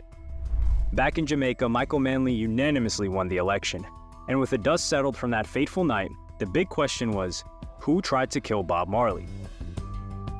One theory is that the shootings had nothing to do with the elections whatsoever, and were down to one of Bob's friends. According to Stephen, his best friend, Alan Skill Cole, a famous soccer player, fixed a race at a racetrack. He burned the Jamaican mafia for $1 million, so they were out to kill him and he fled the country. He eventually surfaced as the manager of the Ethiopian soccer team. He was out of the country for a good deal of time, so Bob was paying off some of his debt. Every day, people from the gangs, the mafia, would come to Tough Gong and he would give them a little more money, and they were demanding that they would pay off this debt for his best friend. That may have been the motivation for the shooting. Most people pointed the finger at gangs affiliated with the Jamaica Labour Party. At the same time, why did the guards from the People's National Party disappear on the night? For both political parties, Bob Marley was a power threat. Marlon James contends that Bob Marley at this time was seen by many people in Jamaica as dangerous. He said, "The idea that this guy with this, uncombed hair, speaking terribly, becoming this voice of freedom and black struggle, a lot of Jamaicans were very uncomfortable with that. We would love to say that we were on the forefront of accepting Bob Marley as a revolutionary. We're actually one of the last." And of course, you may have heard the age-old theory that the CIA tried to kill Bob Marley. Edward Seaga flatly denies that he ever worked with the CIA. Something that added a lot of weight to this theory is a rather strange coincidence. Someone who made documentary films about Bob Marley in the 1970s was a filmmaker named Carl Colby, and he happened to be the son of William Colby, the head of the CIA. However, Carl was upfront about who his dad was when connecting with Bob and his entourage. The most tangible piece of evidence is that the CIA had a file on Bob Marley and described him as subversive. That being said, the CIA has files on other musicians like Elvis, Jimi Hendrix, and John Lennon. The Secret Service seemed to keep files on many outspoken figures. Stefan is incredibly skeptical of the idea that the CIA were involved and said, "I'm no fan of the CIA. And I would love to find solid proof that somehow the CIA was involved in that assassination attempt, but I've been unable to. And because I have denied that, I've been accused of being a CIA agent myself. People do take that seriously. If I could find one scintilla of verifiable evidence that the CIA gave the order to kill Bob Marley, I would be shouting it from the rooftops. It would be the opening line of my biography of Bob, but I can't." Skeffen concludes, "I think ultimately it was a gang of young gunmen from the Jamaican Labor Party who had heard that Edward Seaga, the head of the party, didn't want the concert to go on, and they took it upon themselves." After the shooting, the gunmen were seen going back to Tivoli Gardens, a neighborhood run by a gang called the Shower Posse, who supported Edward Seaga's Labor Party. It would not be another 2 years until Marley would return back to his homeland to perform. He only agreed to this after receiving sworn agreements from certain gang leaders that he would be safe. By 1978, Marley performed on stage in Kingston once again. The concert contained Jamaica's most prominent musicians, Bob Marley and Peter Tosh. In the middle of the concert, rival gang leaders were seen embracing each other on stage. And during his own performance, Bob invited two people onto that stage, Prime Minister Michael Manley and his 1976 opponent, Edward Seaga. Bob sang, "Show the people you love them right, and show the people you're gonna unite," and got them both to shake hands on stage. This was a beautiful moment, but sadly, it was not the happily ever after scene that Jamaica was looking for. The two gang leaders who embraced each other on stage would be shot dead within the next 2 years. Peter Tosh, the second most prominent reggae artist in Jamaica, would also be shot dead a few years later. Bob also sadly passed away from melanoma, a form of skin cancer, in 1981. Reflecting on this moment in 1978, Jamaican journalist Melville Cook wrote, "Think of peace and unity concerts as largely performer-driven suggestions for social harmony and an indication of what the society can be. With the requisite support through focused societal programs, efficient unbiased policing, reduced corruption, and caring beyond socioeconomic class, song and dance cannot do that, but it can, and does, indicate possibilities."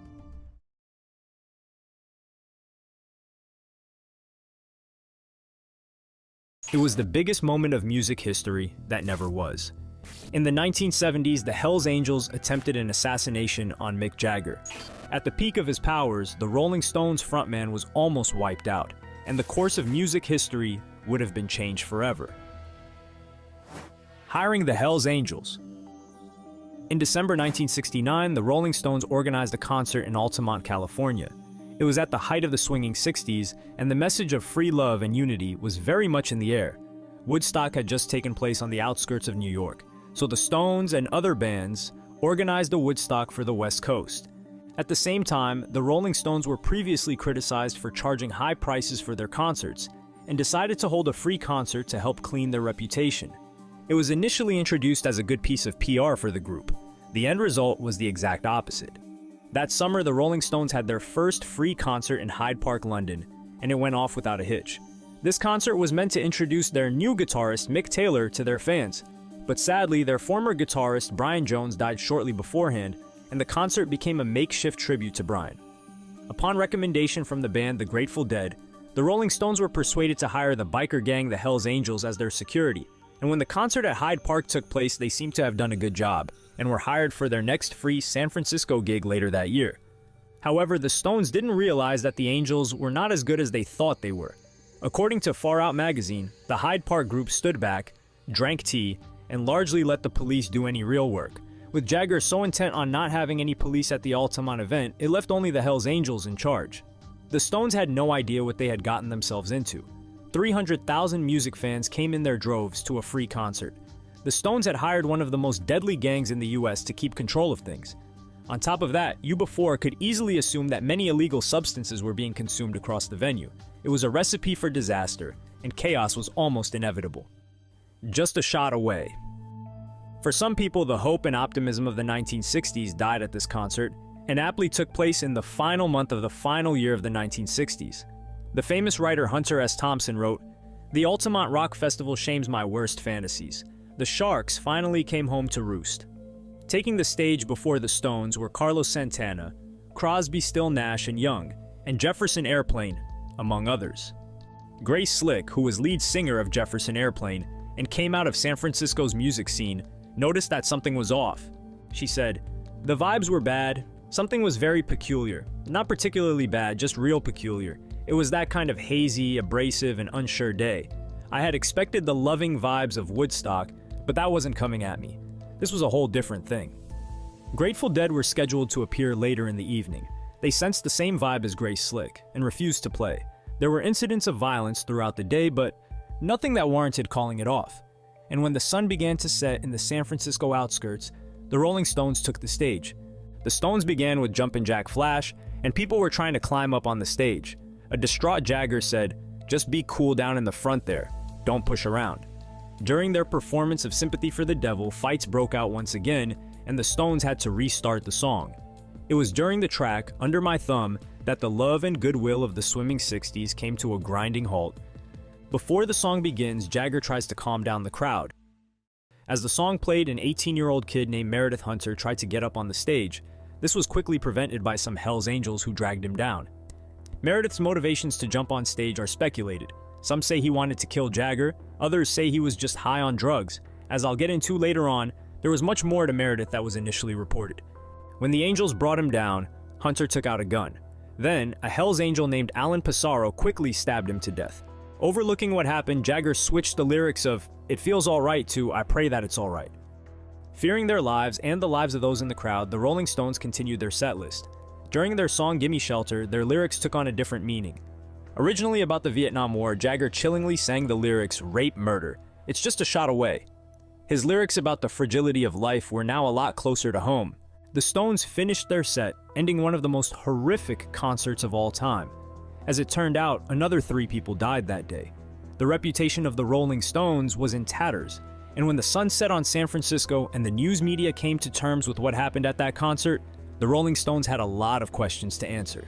Their next move was crucial. The blame game. Hells Angels member Alan Pissarro was arrested and tried for the murder of Meredith Hunter. In the aftermath, a blame game ensued between the Hells Angels and the Rolling Stones. Firstly, Jagger sensibly decided that they would never be using the Angels as security ever again. The Stones distanced themselves even further. For the murder trial of Meredith Hunter, the Angels needed $50,000 in legal fees, but the Stones refused to pay for any of it.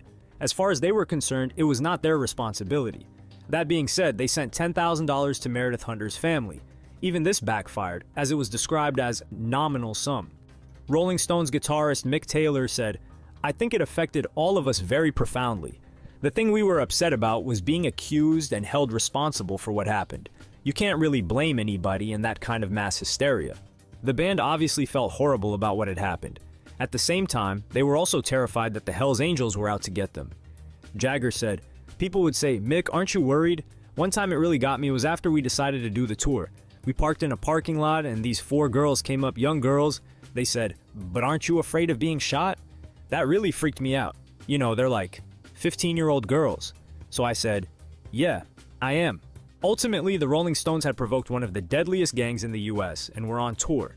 This meant that there was public information about which city the band would be at a certain time. Touring made an assassination attempt all the more easier. Jagger's response was to simply ride it out. The Stones also heavily increased their security too. It got to the stage where the Stones would book out the entire floor of a hotel where security could patrol and make sure no unwanted visitors go by. The band's bassist, Billy Wyman, said, "Everyone was saying don't eat the food. I said to the promoter, 'Have you tasted the food?' And he said, 'Yes, I've tasted everything. It's all right.' It was kind of a half joke and kind of a wary thing as well. The Stones had a reputation for partying and living a life of excess, but during this particular tour, they were not allowed to leave their hotel room. All I ever saw was the inside of my hotel room in the concert hall. I was told I couldn't even go out shopping, and I couldn't order food from room service because somebody might slip into the kitchen and put poison in my curry. When you're told things like that, what can you do?" And Mick Jagger, the personification of confidence and fearlessness, was terrified. He said, "A few people said don't go. Friends of mine. They said, you've really got to be more careful. You can't go." I said, "Well, it's more or less what I do, so I got to do it."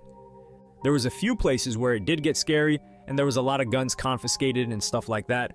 Don't say I wasn't scared. I was scared shitless. And you'll see just how realistic this fear was. The assassination of Mick Jagger. While Altamont may have been what ended the free love spirit of the 60s, there are other horrifying events that cast a dark shadow over this period. President Kennedy was shot in 1963, and his brother Bobby was later killed in 1968. In the civil rights movement, Martin Luther King Jr. was also killed in 1968, as was Malcolm X in 1965. People got assassinated, so it would be unwise for the Rolling Stones to think that they were an exception. The BBC journalist Tom Mangold uncovered something that showed that the Rolling Stones were not being paranoid about their safety, and that the Hells Angels were genuinely trying to kill them. Having spoken to members of the FBI, Mangold concluded the Hells Angels were so angered by Jagger's treatment of them that they decided to kill him. The Angels knew that Jagger had a home in Long Island. In fact, because the UK government introduced extremely high taxes on high earners, this was his permanent home. From what I could gather, Jagger's mansion was out in Montauk, which is right at the tip of Long Island and beside the Hamptons. So Jagger had security facing the front of the house. It was arguably one of the safest places he could be. However, the Angels had a plan. Instead of passing through Long Island and coming out guns blazing, they could sail across from New York by boat and enter the back of the home. So the plan was as follows. The Angels had rented out a dinghy which was filled with men and weapons. They set sail, but they were, for lack of a better word, out of their depth. They had no boating experience, and a storm was brewing across the sea. Sadly for the Angels, and fortunately for Jagger, and for music fans everywhere, nature intervened. According to Mangold, they planned the attack from the sea so they could enter his property from the garden and avoid security at the front. The boat was hit by a storm and all of the men were thrown overboard. All survived, and there was not said to have been any further attempt on Jagger's life. So what stopped the Hells Angels from ever trying again? Pissarro is cleared. In the meantime, Pissarro was on trial for the murder of Meredith Hunter. Much to Pissarro's good fortune, there were cameras facing towards Hunter during the event. Footage showed Hunter taking out his pistol and pointing it towards the stage. Ironically, the Hells Angels could equally be responsible for saving Mick Jagger's life. The jury ruled that Pissarro killed Hunter, but he did it out of self-defense. It's not known whether the Hells Angels tried this again. Through a combination of the passage of time and Alan Pissarro being declared innocent, the Hells Angels and the Rolling Stones stopped being enemies. The most overlooked part of the story is what happened to Meredith Hunter. It's argued that a big component of the matter was that Meredith was African American and was killed by a gang with a history of white supremacism. It's also argued that the whole reason that Hunter had a gun with him was out of necessity, as he was a black man surrounded by white people. The sad reality is that he was just 18 years of age and was mourned by a family that could not afford to buy him a headstone. On that fateful night, Hunter's girlfriend Patty Bradehoft recalls when he went back to their car and brought back a gun. She said to him, "Why are you getting that?" And he responded, "It's just to protect myself. They're getting really bad. They're pushing people off the stage and beating people up." The journalist Saul Austerlitz, whose book Just a Shot Away details the Meredith Hunter story. He said in an interview that Alan Pissarro was guilty. We do see Meredith Hunter pull out a gun in the footage, but what witnesses say about what happens after the footage comes to an end when Hunter's gun is knocked away is scary. Rather than acting in the way another more professional security force might have done, putting him in handcuffs and taking him away, they essentially pull Hunter out of sight and continue beating him until he dies. Altamont was seen as the end of the swinging 60s. It was seen as a cautionary tale for messing with violent gangs. But in recent years, it has also been framed as another terrifying tale of being a young black man in America. It's a story that we are more attuned to today than people were at the time. It exemplifies what happens when African American men are in places that are understood to be not for them by figures of authority. In that sense, it feels like a very timely and, unfortunately, a very familiar story. Thanks for watching.